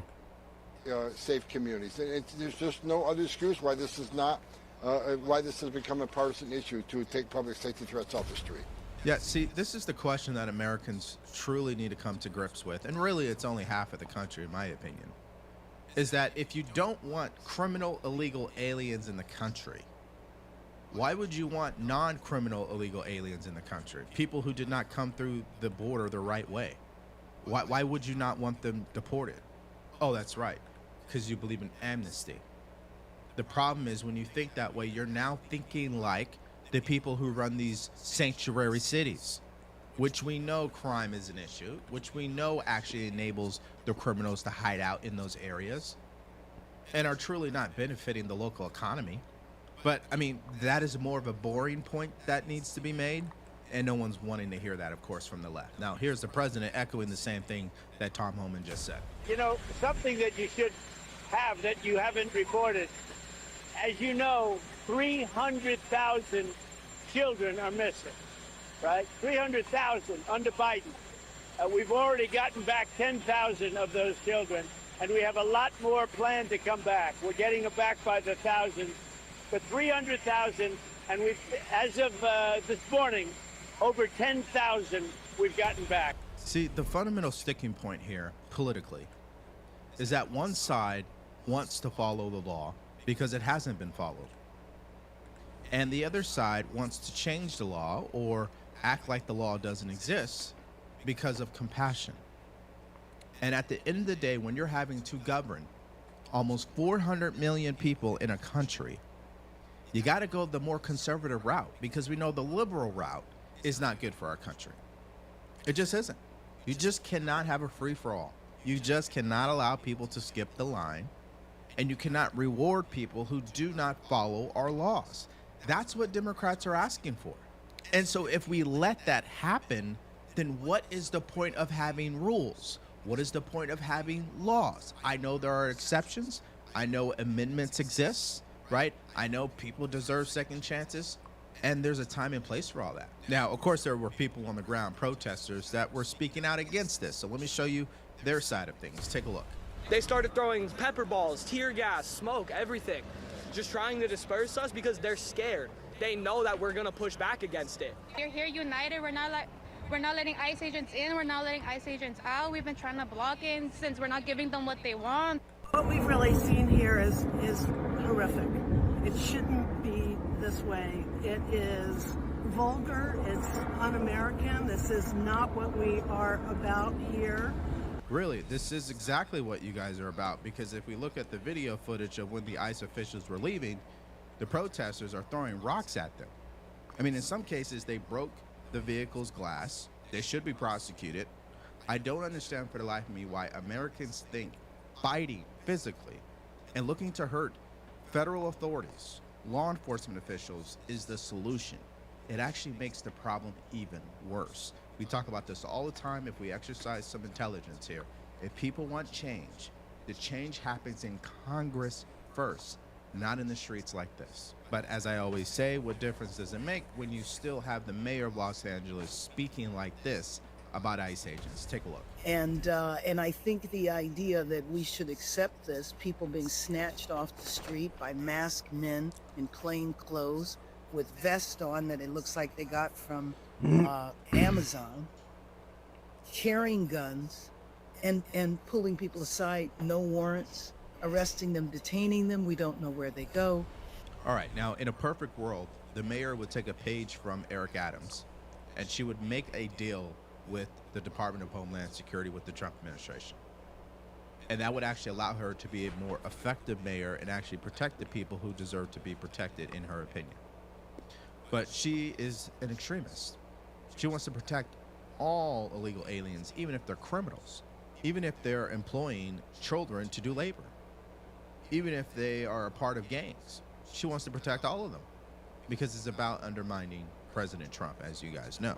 And a great example of how much they're willing to undermine the President of the United States, LA Mayor Karen Bass did sue the Trump administration, and she was able to locate a federal judge who was appointed by former President Obama to rule in her favor. And now we have an injunction that's been handed down blocking ICE officials from pretty much doing their job in Los Angeles County. Take a look. That hearing is underway in the federal courthouse behind us as I speak to you right now, and I can tell you Fox News has learned that the federal judge in this case has issued a tentative decision that goes against the Trump administration. That's according to our sources who have reviewed that initial tentative ruling. Now, Fox is told that federal judge Mame Awusi Mensah Frimpong, a Biden appointee, has written a tentative order that will potentially block the Trump administration, DHS, from carrying out some of the most controversial parts of its immigration sweeps here in the LA area. In particular, DHS will be blocked from conducting stops of suspected illegal immigrants unless the agent has a reasonable suspicion that there is a violation of immigration law. Additionally, the Trump administration will be blocked from relying on race, Spanish Spanish-speaking, location, and type of work when making immigration arrests. Now, so at this point, we're waiting for that judge to issue the final order. Again, a lot of people said this is exactly what she's going to do, but we have not seen the official order or the documents. But let's just get real. These lower court judges, they've been ruling against the president since day one. So no shocker there. And what's also not a shocker is Mayor Karen Bass just held a press conference. She plans to sign her own executive order that will ban ICE officials from conducting business in her city unless they hand over their intelligence about who, when, where, why, and how when it comes to their ICE operations. It's just a complete joke. Take a look. I am here today to sign an executive directive, and I just want to point out the irony for a minute, that there is a need for me to have an executive directive to help our city understand how to protect itself from our federal government. Just let that sink in for a minute. So the executive directive that I will be signing in a few minutes is to help the city family, to help the city workforce, to help the city departments and all of the general managers essentially develop preparedness plans that have specific protocols and that help city workers know how to address immigration officials should they approach a city department. Well, given that announcement, you don't have to be a legal scholar to know this is going nowhere. A city directive never supersedes federal authority, okay? That is the bottom line, as clear as day. Now, again, they have to do something because they're operating from this whole narrative that they have to fight back against the federal government instead of working with the federal government. There's a difference in the mindset and the decision making. So, of course, the decisions that she's going to make, the rhetoric that's going to come from her, is not really going to be rooted in sound constitutional thinking. It's going to be rooted in this radical extremist behavior that you're continuing to see from Democrats, especially in Los Angeles. And it's just a sad state of affairs because force negates. They keep trying to force the federal government into not doing the job that they're elected to do. This is what people want, deportations. In fact, here's Fox News reminding people of that. A clear majority of Americans support deporting illegal immigrants. Latest number from Fox is at 56%. Latest number from New York Times at 54%, Marquette 56%, and Wall Street Journal 53%. When you just listen to the reporting that we heard there about 10 kids working in one of these pot stores, and you've got a Democratic congressman out there saying, Salud Carbajal, I believe is how you say it, says it's deplorable, it's overkill, it's ridiculous, this was a bunch of crap. His words, his quote, where do you see this going if this is the early stages of it all? I think let's start with the hypocrisy at the top. You look at Gavin Newsom. Where is the statement from the governor of California coming out and condemning child forced labor? Because that is exactly what the ICE agents found. And ICE agents are doing their job. They're out there to take people out that are doing bad things. These people were doing bad things to children. They were working these children around marijuana.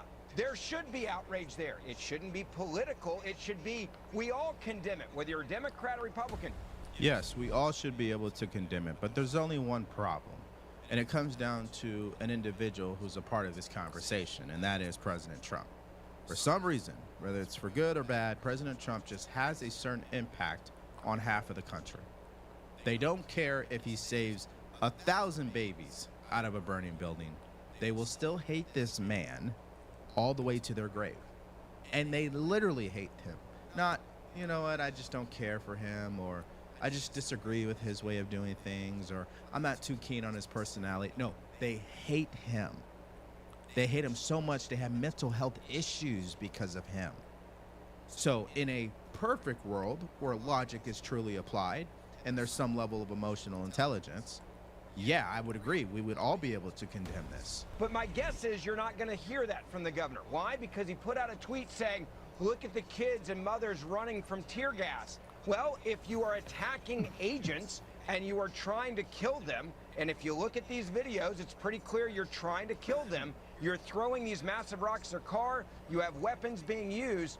You have to defend yourself if you're in law enforcement. Look at what you're watching on the screen right now. This is what the Democratic Party has done to law enforcement. They have tried to turn them into villains. There is no rhetoric that's being pulled back from the left. They're referring to them as basically Nazis. They're saying this is something we saw in Europe during World War II. They're saying they're the Gestapo, and it's coming from the highest levels of the Democratic Party's leadership, whether it's the majority leader and minority leader in the House or the Senate. And no one is condemning this, including the governor in California. They created this. This is what they decided to do to stand up to Donald Trump. And again, they also don't respect the American people. You go back to the poll you just gave. The American people voted for this. They want it. They're standing behind the president. They want law and order. And the left wants anarchy, and they want apparently dead ICE agents. They have no problem with it. Listen, there's no question that this is exactly what people voted for, majority of Americans. But when Joe Rogan comes out and starts slamming the president of the United States, obviously it catches a lot of people's attention, which is now to be reported that he had a private dinner with the president to push the idea of amnesty. Because according to Joe Rogan, if you cross the border illegally, we shouldn't be focused on deporting you. If you've been in the country for 20 years and you still don't have your papers, we should not be focused on deporting you. And that's where the amnesty argument is starting to come from. See, the amnesty, they just announced, I think Joe Rogan came back and had dinner with President Trump. He's a huge amnesty guy. All those guys in LA are huge amnesty guys. All the billionaires.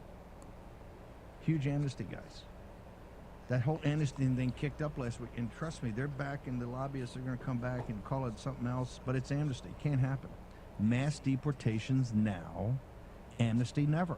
There's a lot of people talking in here, Department of Labor, Department of Agriculture, Department of Homeland Security, talking about options. Nothing's been settled, and I'm not going to get ahead of the president. Whatever the president decides, it's his decision, but we're nowhere near that. I can tell you one thing, though. One thing I'm reading in the media that's not true, there will be no amnesty. Yeah, so there it is. You heard it from Tom Homan. Ultimately, the president will make the decision on it, and he's already stated that amnesty is not on the table. But that doesn't mean it couldn't happen in the future. But understand this, which is probably more important. Why would we give amnesty to people who did not follow the law? Why would we give amnesty to people who skipped the line? What makes them more special than the people who did it right? That's why every poll that you review, where it's immigrants who got their citizenship legally, they are the toughest on this issue. They do not want to see these people who are undocumented or here illegally get amnesty whatsoever. They are totally against that. And that's on the main point of the pathway to citizenship argument, okay? But what about the argument in regards to these riots that are continuing to happen? What about the argument in regards to individuals thinking that they can just assault federal authorities and get away with it? I mean, I don't understand why the police is putting up with that. They need to shut that down immediately, or it's going to turn into that whole George Floyd Black Lives Matter moment all over again. It really is shaping to do that, which is why Jesse Waters said this last night about this. ICE has to go harder, Emily. I'm not advocating for police brutality, but you can't have a tug of war with a bicycle against Trantifa. It makes ICE look weak, and it makes Trantifa look strong.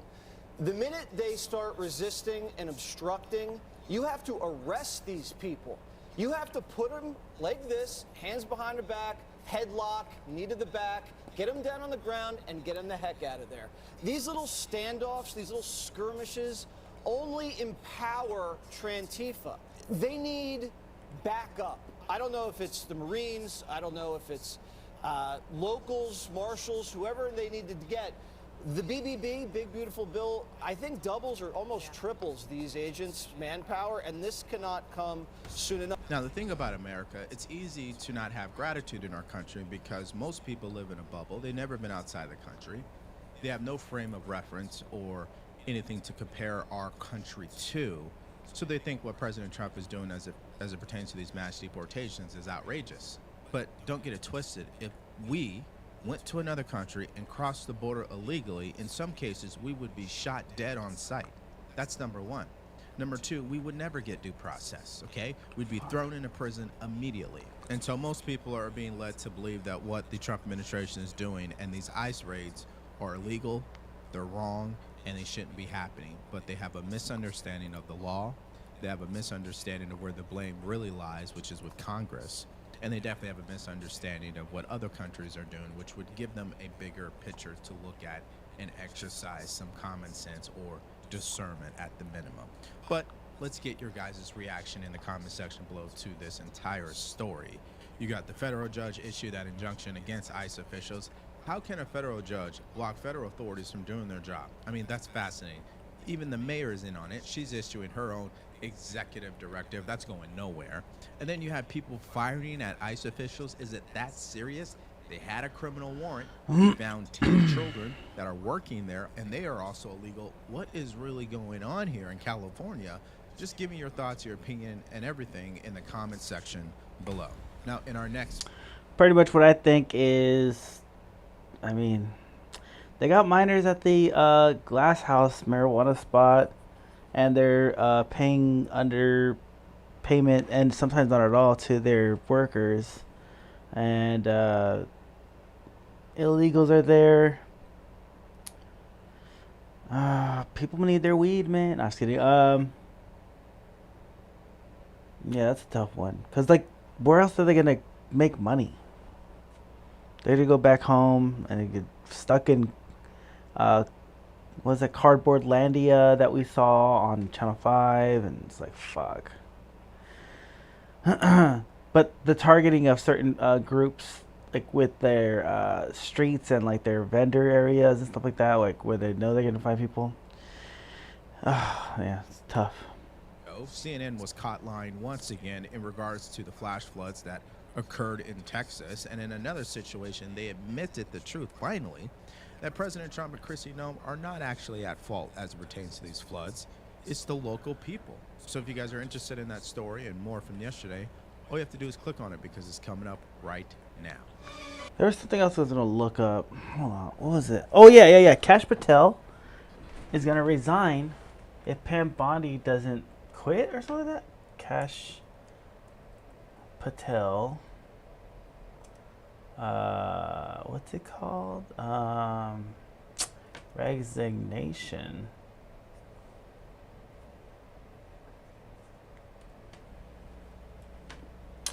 Clashes with Pam Bondi. Let's see. Let's check it out. Kash Patel and Dan Bongino threatened to resign if Pam Bondi is not removed as the Attorney General, as things are heating up in the Justice Department while Trump is down in Texas visiting with the families of that catastrophe. Here's the top 5 reasons Trump is trending today. All right, number 1 reason Trump is trending today, there is a mutiny inside the department. He sounds like he's like running out of breath. This here, you have FBI Director Kash Patel along with Dan Bongino threatening to resign unless Pam Bondi steps down as the Attorney General.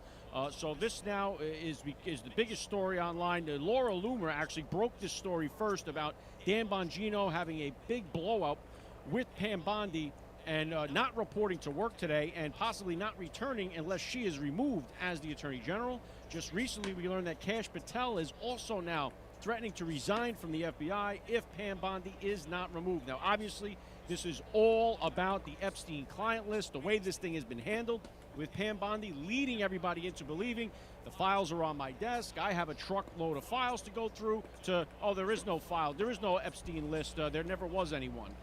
They put out that memo. I'm telling you right now, it was, when I reported on that, it was put out at like 10, 11 o'clock at night on a Sunday night on 4th of July weekend. You could smell a rat a mile away. That was put there to try to just kind of sneak it in there. And that was not handled right at all. They put out this videotape of Epstein's jail cell. It's missing 1 minute. Now we find reports today that the film has been modified, it's been edited, it's been downloaded 4 times.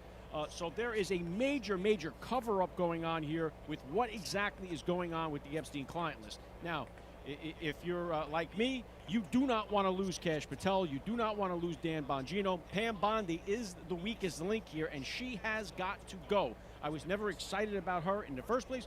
And honestly, I was not familiar with Pam Bondi. Many of you guys that pay attention to this stuff a little bit deeper than I do were probably more familiar than me. I did not know who Pam Bondi was when she was nominated. I was excited when Trump nominated Matt Gaetz. I had Matt Gaetz on the show. I thought he would be a great Attorney General. Then he stepped out of the way, and then Pam Bondi came into the picture here, and she has been a disaster for the Trump administration ever since the beginning. She spends all of her time on Fox News, and she just doesn't seem like she is going to be able to stay in that position anymore. So it's going to come down to, does President Trump step in? Does he fire Pam Bondi? I would hope she doesn't make President Donald Trump have to do that.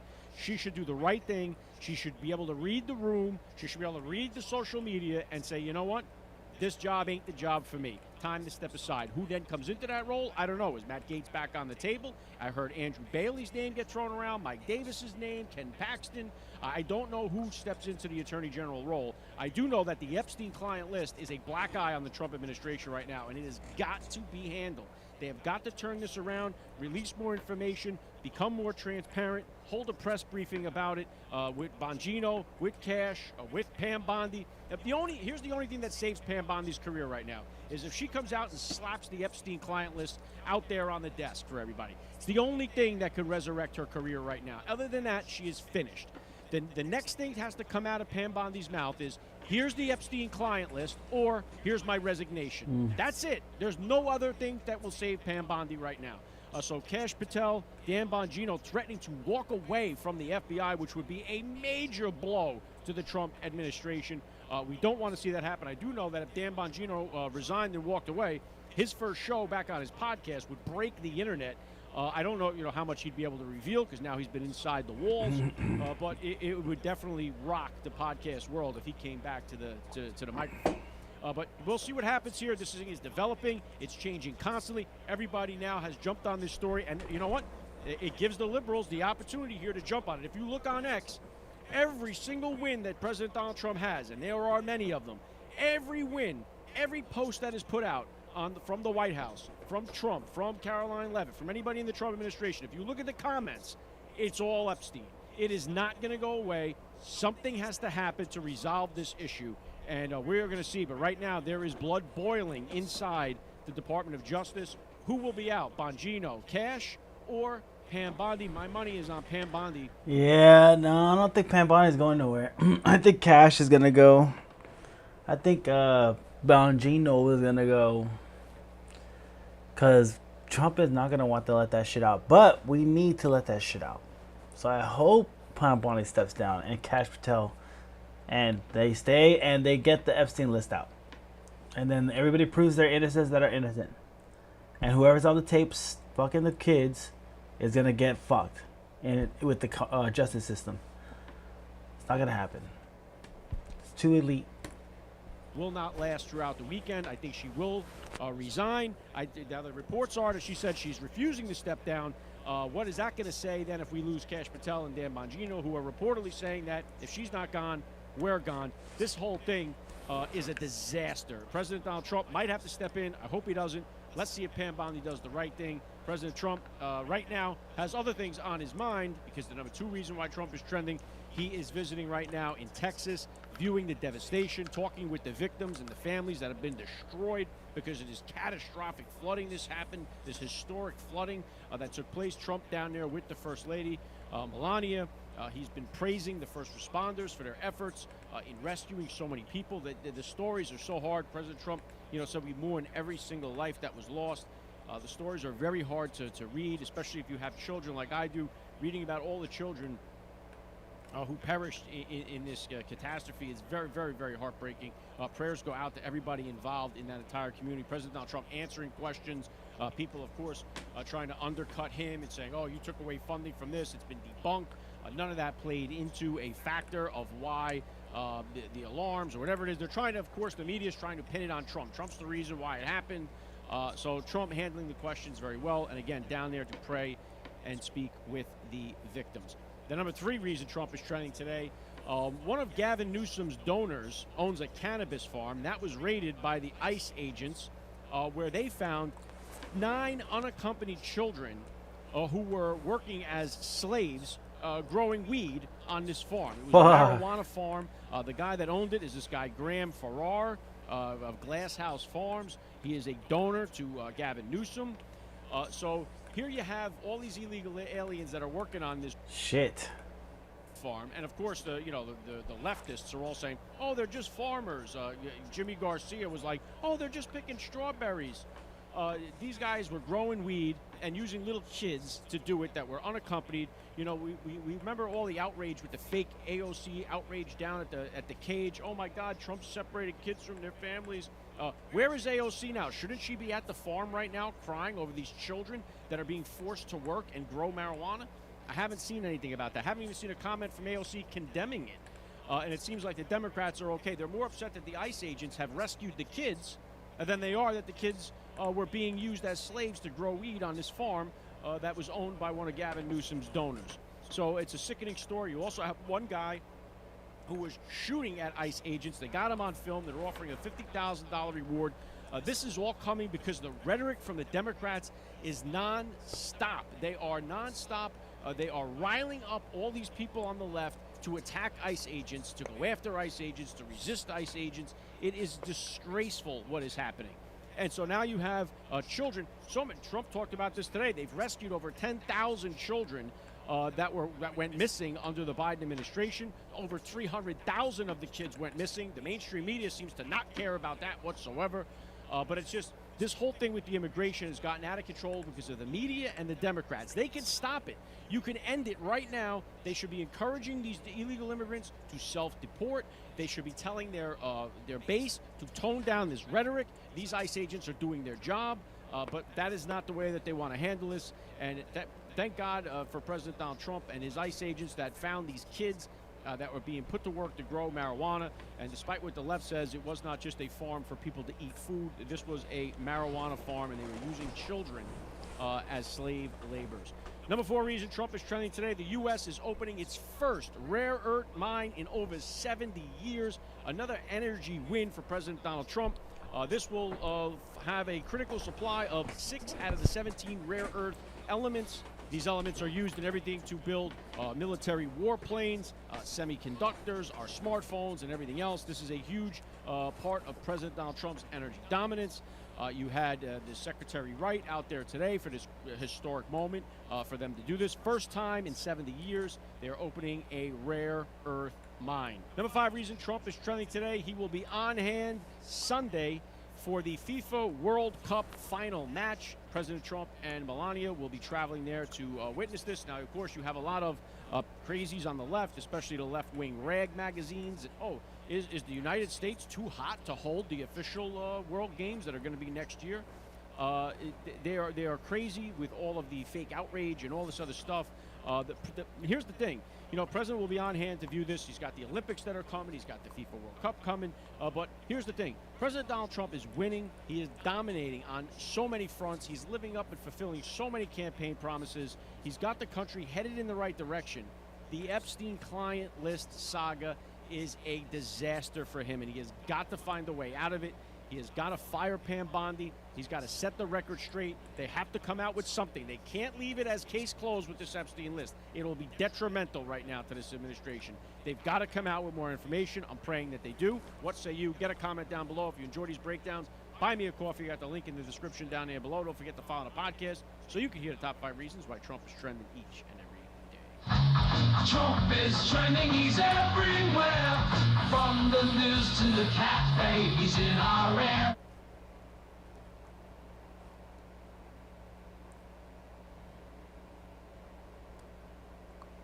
In addition to so many of these other stories that we are covering, I want to kind of dive into something that's really playing out on social media, but also within the Trump White House. And this is a very, very vehement disagreement over what to do about the Jeffrey Epstein memo that the DOJ and the FBI released earlier this week, essentially saying, 1, that the case is closed, and 2, that Jeffrey Epstein did not or was not murdered, that he did, in fact, commit suicide and kill himself. But now in the wake of all this, it seems, according to the reporting out there, there are internal disagreements about how all of this was handled here. Axios has this reporting, and this is a scoop. That means exclusive to Axios, that FBI Deputy Director Dan Bongino took a day off from work after a White House clash with AG Pam Bondi over their handling of the Jeffrey Epstein files.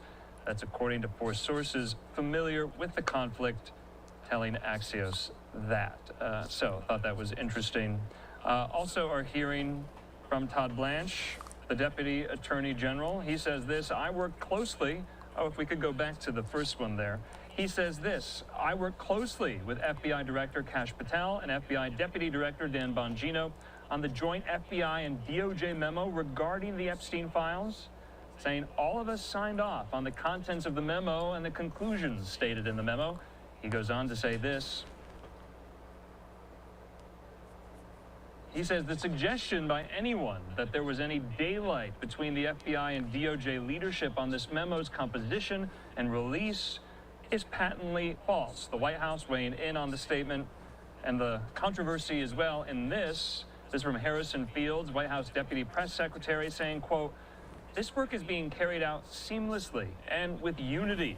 Any attempt to sow division within this team is baseless and distracts from the real progress being made in restoring public safety and pursuing justice for all.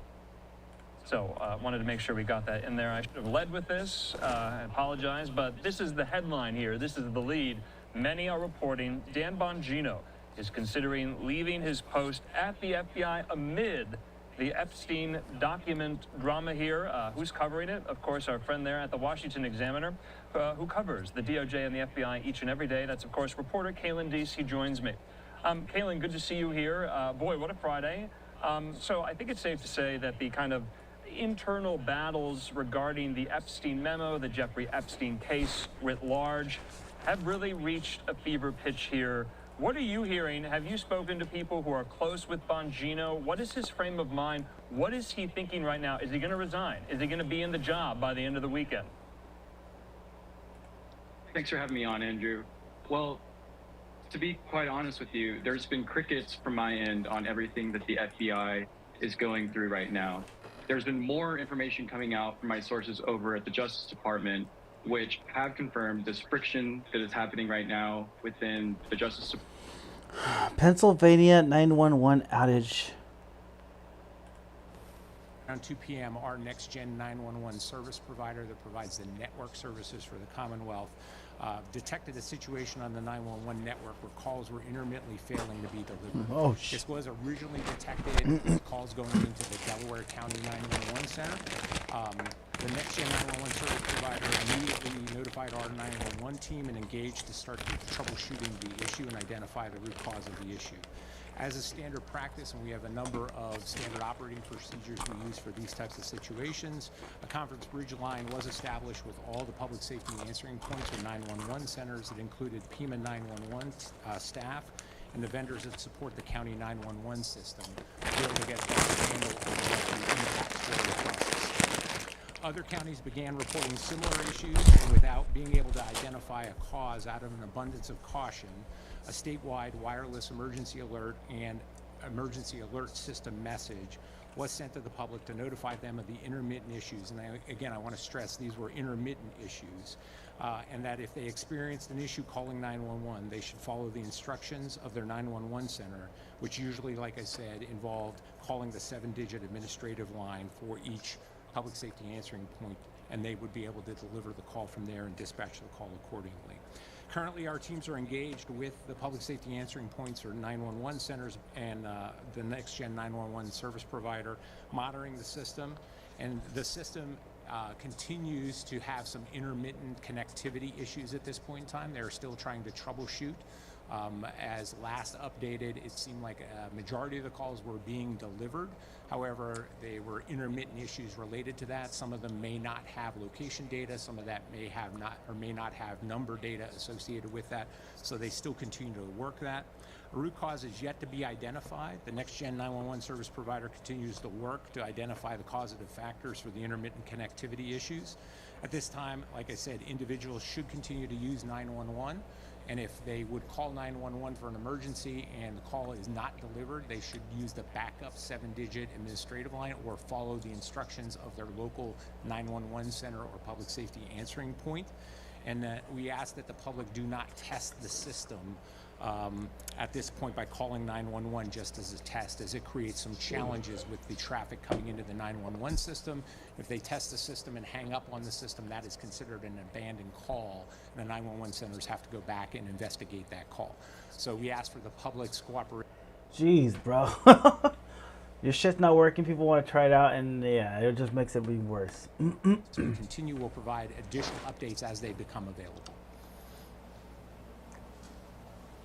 You said that this started at 2 o'clock, and at this point you're still trying to identify it. Is this something that is a tech problem, software problem, or is it, I don't know, cyber attack?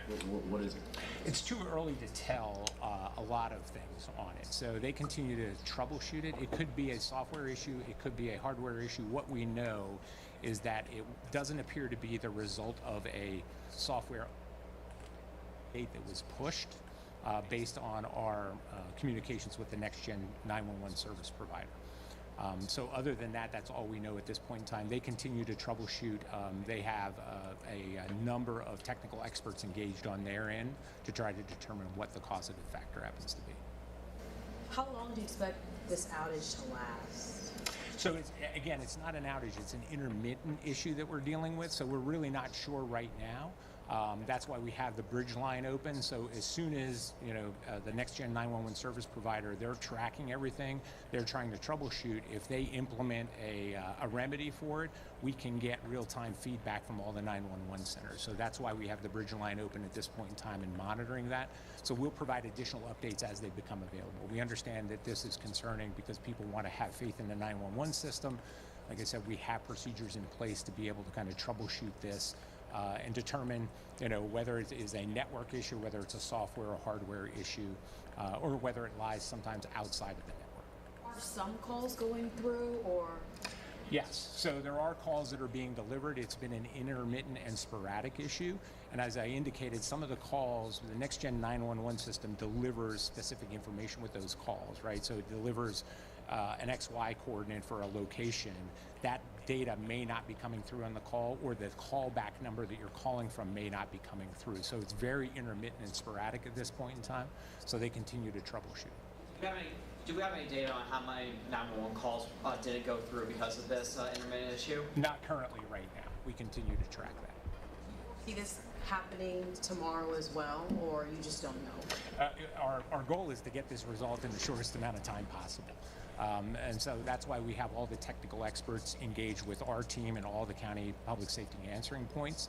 So the goal is to get this resolved in the shortest amount of time possible and then provide the update as necessary so everybody understands that we've identified the issue and that, or at least we've resolved the issue and the system is stabilized. There is a tremendous amount of redundancy built into the next gen 911 system.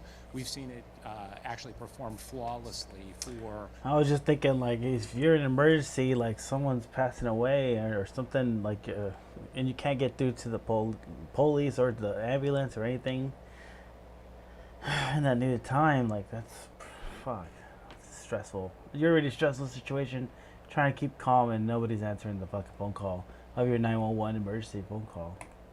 A lot of severe weather incidents where there are a lot of 911 calls coming to the system. So this is not something, this is more of an anomaly for us and for the next gen 911. An anomaly?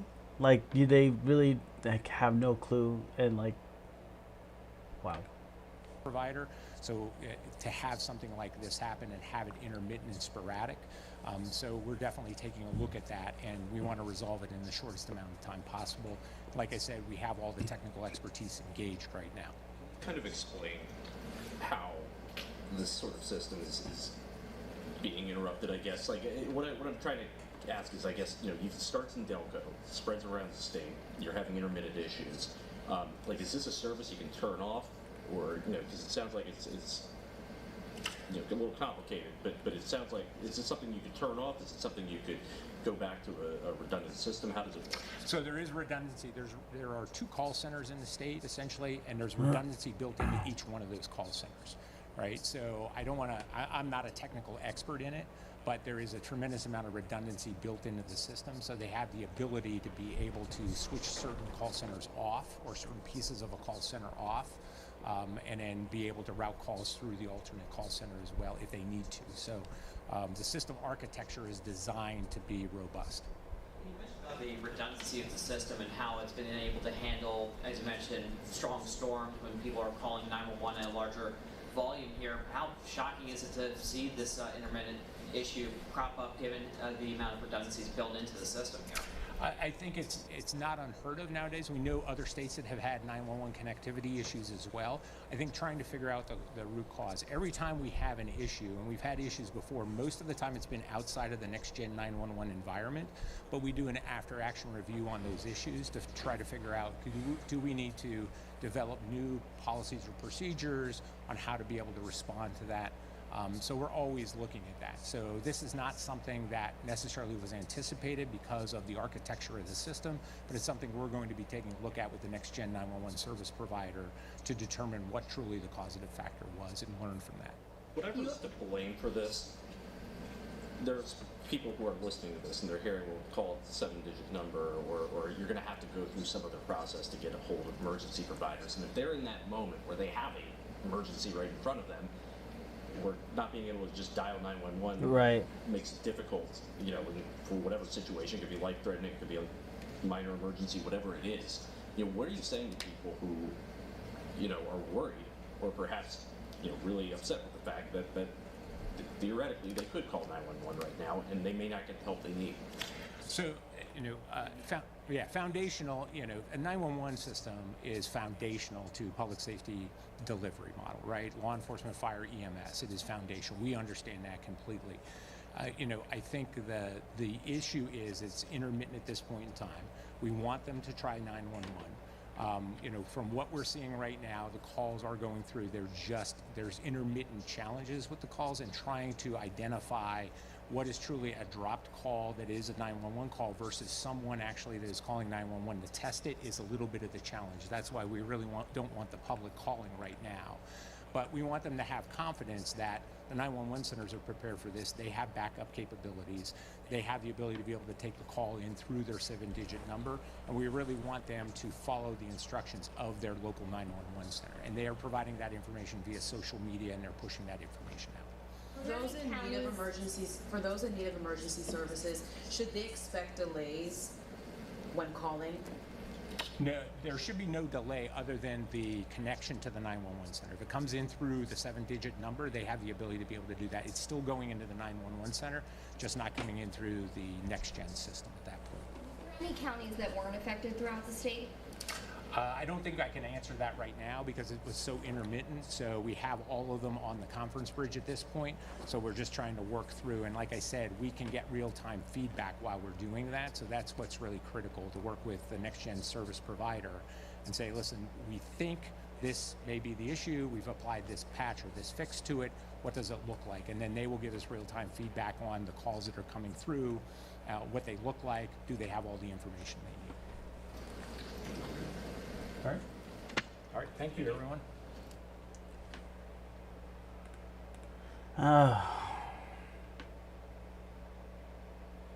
Looks like a little bit of a mess, right?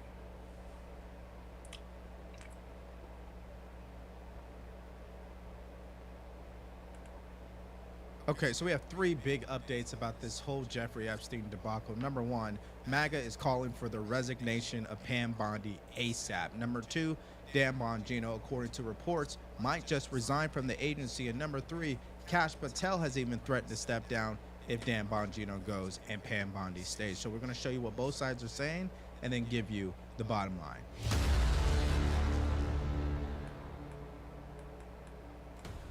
A source tells Fox News tonight that the FBI Deputy Director, Dan Bongino, has not been seen in the office since Wednesday after a heated argument with Attorney General Pam Bondi at the White House. Our correspondent David Spunt has this story. A verbal clash between Attorney General Pam Bondi and Deputy FBI Director Dan Bongino at the White House this week over the release of DOJ's Epstein memo. The 2-pager out earlier this week insists the convicted sex trafficker and offender killed himself, and a client list does not exist after all. Fox is told by 4 separate sources Bongino is so upset about the rollout of the memo, he didn't show up to work on Friday in protest. One source says he hasn't been seen in the office since the argument with the Attorney General. Bondi teased the release of the Epstein material for months. A source close to Bongino says he's thinking about resigning over this memo rollout, although no final decision has been made. Meanwhile, sources close to Director Patel and the Attorney General say they plan to stay right where they are. Just as we predicted, along with so many others, this Epstein case is not going away. And unfortunately, it's becoming a lot of heat for Pam Bondi. The big names of conservative media are coming out today in full force, demanding her resignation, including reports, as you just heard in that clip, that either she goes or Dan Bongino and Kash Patel will go. We'll see if it really comes to that, which is why I wanted to use Ground News right up front in this video to show you the facts and show you how the outlets are reporting on this, because it's very important to see the full picture so you can think for yourself. So if you want to follow along, just go to ground.news/DeVore. Now, when I looked up this story on Ground News, what was really interesting to me was who's talking about it. Look at this. 50% of the outlets lean right and only 25% lean left. Now, why is that? It's because they don't want to acknowledge that people on the right actually think for themselves. There's a diversity of thought here.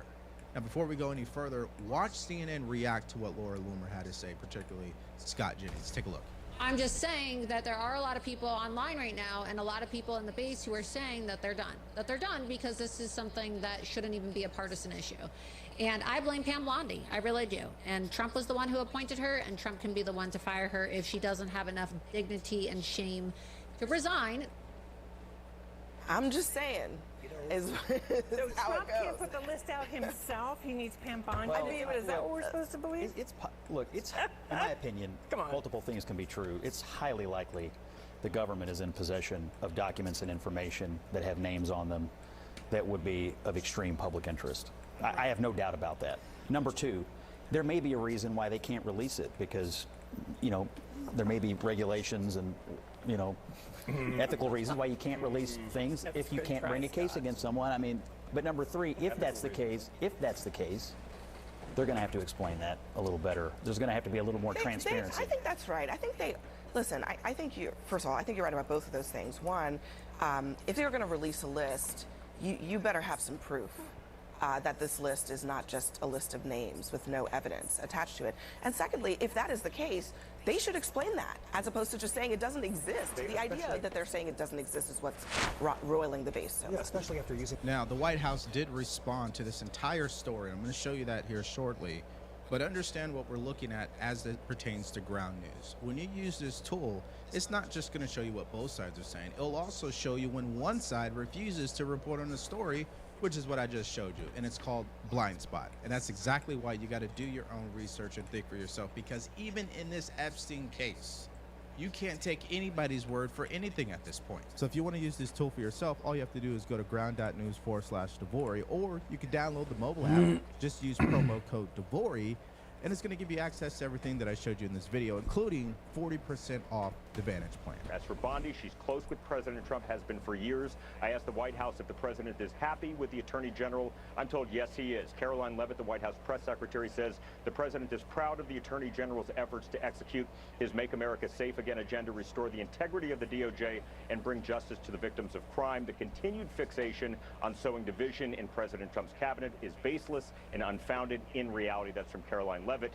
Her deputy, Harrison Fields, says of Bongino and Mr. Patel, the FBI director, the president has assembled a highly qualified and experienced law and order team dedicated to protecting Americans, holding criminals accountable, and delivering justice to victims. This work is being carried out seamlessly with unity. Any attempt to sow division within this team is baseless and a distraction from the progress being made in the public safety and pursuing justice for all. Yeah, so this clip and the next one is really addressing the fact that the president still has yet to reach a point where Pam Bondi is truly a liability for him.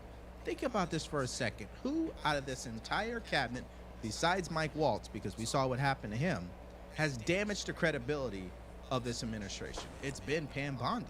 She spent more time on Fox News than locking people up. Now, that doesn't mean they haven't locked people up, because credit is where credit is due. But the results tell the story. And here's the second thing, ladies and gentlemen. If I was Dan Bongino, I would resign too. If I spent the last 5 years telling everybody that I believe in my heart of hearts that there is a cover-up going on in the FBI, and I get to the FBI and I get shut down when it comes to exposing that, I'm gone. And this takes us to our next clip from Turning Point USA's event called Student Action Summit in Tampa Bay, Megyn Kelly got on stage and obliterated Pam Bondi. Take a look. I have nothing against Pam Bondi as a human being. I was fine with her nomination and her confirmation, and she's been loyal to the president, and I get that President Trump needs a loyal attorney general. Look what happened with Sessions the first time. He went away, and the next thing you know, we had the Mueller investigation, and it was a nightmare. But there are a lot of other people who can be loyal and competent in that job. Here, she is the reason that things are unraveling around this story right now that virtually all of the Republican Party cares deeply about. It's also true that Dan Bongino and Kash Patel had questions about Epstein before they took office, okay, before they went into the FBI. But once they joined the FBI, they said nothing. They've kept their mouths shut about Epstein. You have not seen them, except for one joint appearance with Dan and Kash on Fox, running all over the media looking for attention on this, yes, clickbaity story. Who have you seen? Pam Bondi. She has never missed an opportunity to go on television and dangle sweet nothings that might be coming your way. Try to lead you to believe that she's got it, it's on her desk, it's coming tomorrow, you're gonna see something on Epstein. And it was a tease. So you either believe that Pam Bondi was telling the truth then, or that she's telling the truth now, but both cannot be true. Yeah, so common sense would tell you politically, it's President Trump who shut this down. Now, we already know, according to Bill O'Reilly, he did it because he has friends where their names are on this list and they didn't do anything. And if you release it with zero evidence, that means it's going to cause them a lot of damage, right? Their image may be tarnished because Fuck they're guilty 'em. through association. So Fuck them. it's in our country. So I guess the better question for the president is what's more important? The reputation of wealthy elite individuals in the public eye, or seeking justice for the victims here? Because as I said in another video, what are we doing about the actual people that were a part of this? You can't just come out and say the case is closed. I know there were criminals. Let's get real. Reporting is Bongino, it's Bongino or Bondi. He's not Who saying... would you guys prefer, Bongino or Bondi? They Okay, want 7,000 to 0. They want Dan. Of course, Dan, you know why? Because Dan understands MAGA. Dan's part of the MAGA movement. Dan's been an important piece of it and a mouthpiece for like really important ideas and an advocate and a fierce warrior. He's been in the trenches. I mean, with all due respect to Pam Bondi, she's been in Florida. She represented the president. It's nice, but do you think she really gets MAGA? I don't think so. She wouldn't have behaved this way if she did. And now it's a time for choosing. It's a time for choosing. Yeah, so given everything we've heard, there's no question as far as Trump voters, as far as conservatives, or MAGA, yeah, they want Pam Bondi gone. But I posed the question on X. If she's not the one who actually shut this down, if she's not the one that are actually making decisions, like closing this case, who is? It's the White House. So do you think having her resign is going to solve our issue as it pertains to the Jeffrey Epstein case? Probably not. But this is the first time I can really remember. Yeah, probably not. Getting rid of her is not gonna do shit.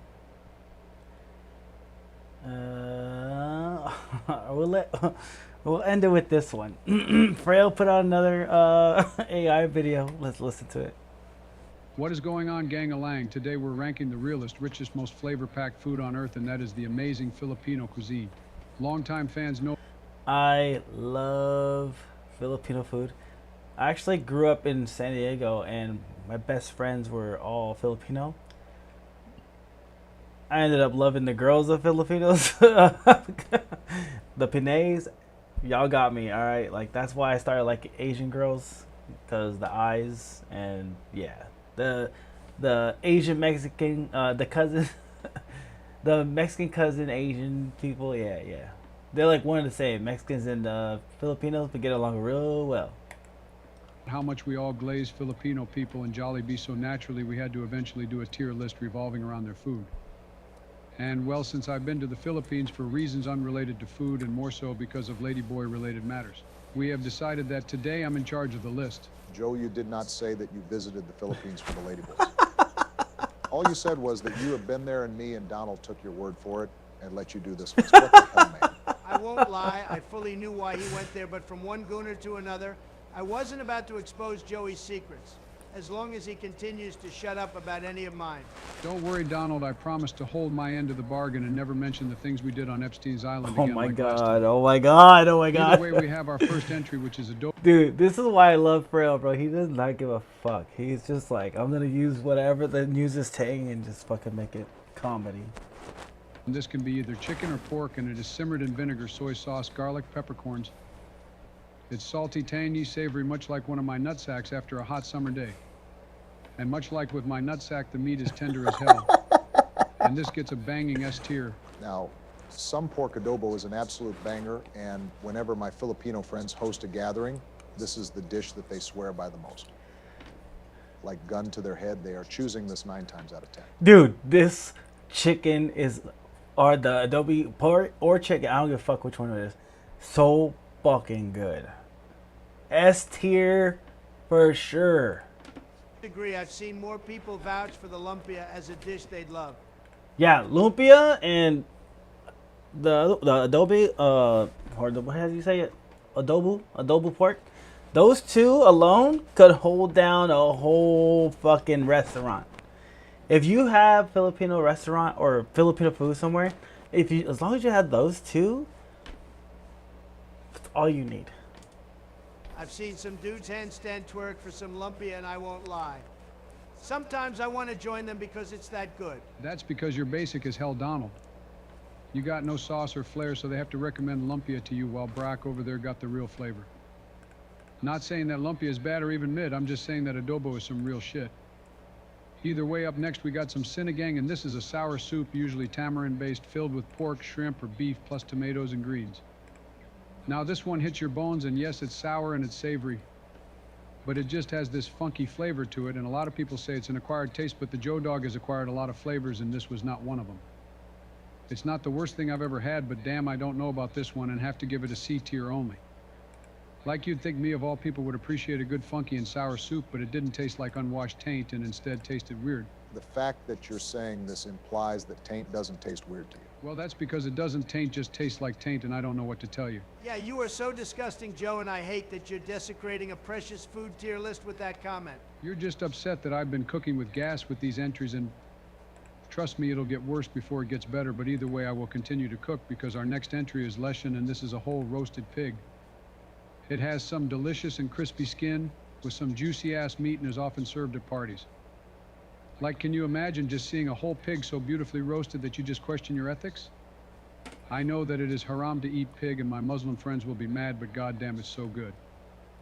I don't care that pigs are some of the most intelligent animals on earth, because when the skin crackles so good, and the meat is juicy like Lucy, I could care less if the meat came from a damn human being, and it deserves an S tier. Now we're cooking with some straight heat, Joe, because roasting a whole pig seems so unneeded, but it's also so necessary at the same time. Imagine the whole thing just being presented to you, and you can literally pick out any slice of juicy and crispy meat that you want. Hell, I can be greedy as hell and just keep the whole pig to myself. Who is going to stop my ass? I'll send them to Alligator Alcatraz if they dare say otherwise. Is that some sort of hotel or something? I'd love to visit Alligator Alcatraz. You know how much I love alliteration in my buildings, Donald. Oh, I most definitely plan to send you there one day, Joe. I have a whole room planned out for you in there, and you will be our most esteemed guest. Oh, snap, crackle, pop. Now that sounds tubular. I am so excited to be a guest there, and I'm sure that it can't be worse than living on the streets. Well, now that I have something to look forward to in life, I am suddenly reinvigorated and must continue the list, because up next we got some sisig, and this is pig face, liver, and spices all just sizzling on a hot plate. Served with onions, chili, calamansi. And hear me out, all you Filipinos. This ain't really all that, and I hate to break it to you all, but I only think this is a C tier. I much rather have the other things on this list, and I almost gave this a D tier. I don't know why, but the flavors did not click with me on this shit. You know you were doing really well this list, Joe, but this is your first miss of the list. I don't know how you don't like sisig when it's debatably a top-tier Filipino dish. For once, I'm wholeheartedly with Joe on this, because what the hell do you mean it's cooked with pig head? Are you okay with that, Barack? But Donald, weren't you the one praising the Leshan because it was a whole-ass roasted pig? Like the head is included in that. You think I'm an idiot or something? Of course, I know that the head is there, but I never eat the head.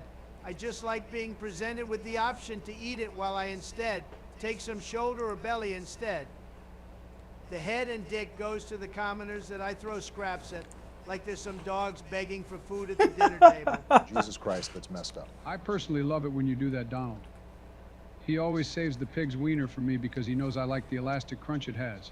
Jesus. Either way, let's go on to our next entry because up next we got Kari Kare, and this is an oxtail stew in a thick peanut sauce with bok choy, eggplant, string beans, and bagoong gokchet, which is fermented shrimp paste. This meal tastes like my taste in women because it's thick, rich, and full of flavor. That peanut sauce is creamy, comforting, and nutty in the best way. And don't even get me started on that delicious oxtail. But then we get to the part of the meal that I enjoy the least. Yo, everybody be fucking saying oxtail, oxtail. I've never had that shit. Is it good? That is the bagoong. That weird little fermented shrimp paste that makes your whole meal taste like armpit sweat in the worst way possible. People say that you need the funk and you need to embrace the stink.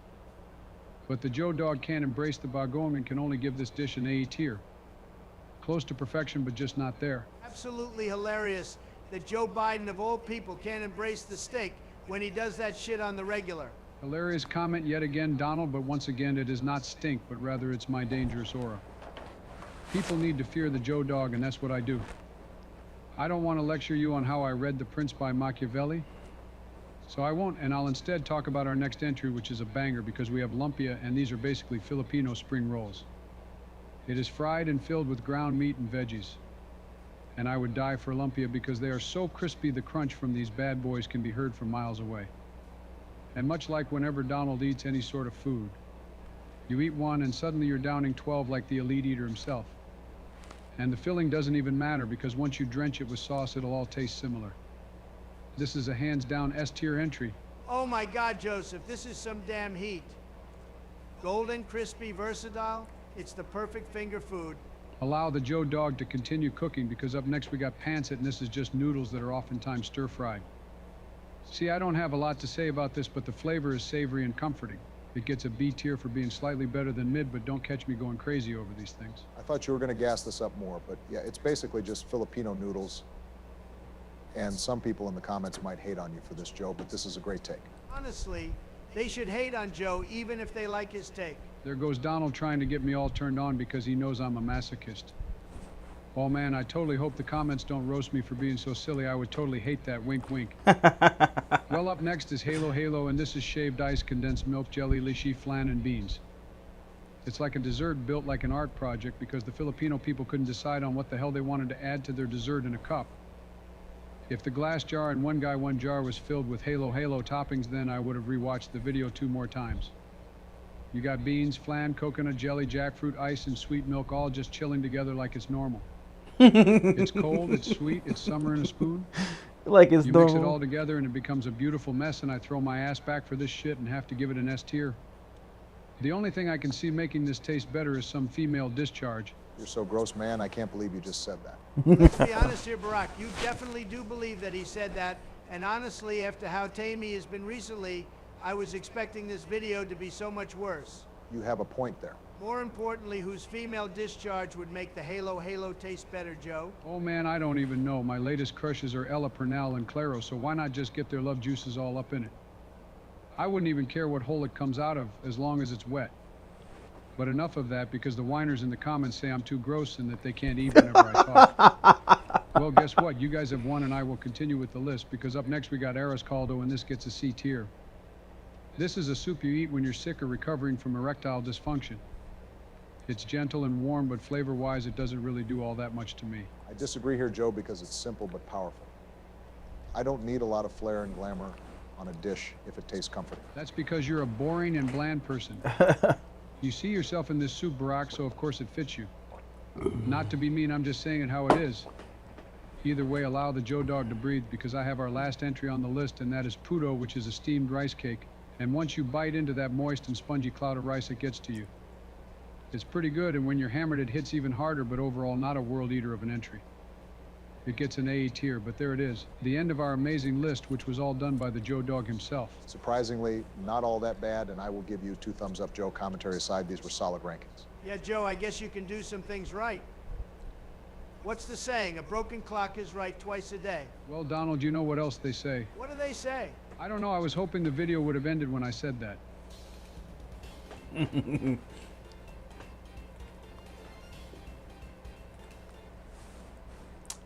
Well, thank you so much for joining me. I appreciate y'all. It's 12 o'clock now, so I'm going to get off the thing, but we'll be back tomorrow. I know we covered a couple things today. Yeah, it's just more... I did more gaming stuff this time just because I've been wanting to look up the gaming stuff for a while, but the Epstein thing has just been taking over this whole week. I feel like I need a break from it. But I'm glad we got through to it, and then also saw the 911 thing with the Pennsylvania thing and the raid on the marijuana with the ICE and the shooting. Yeah, it's just crazy right now. Alright, guys. Have a good night.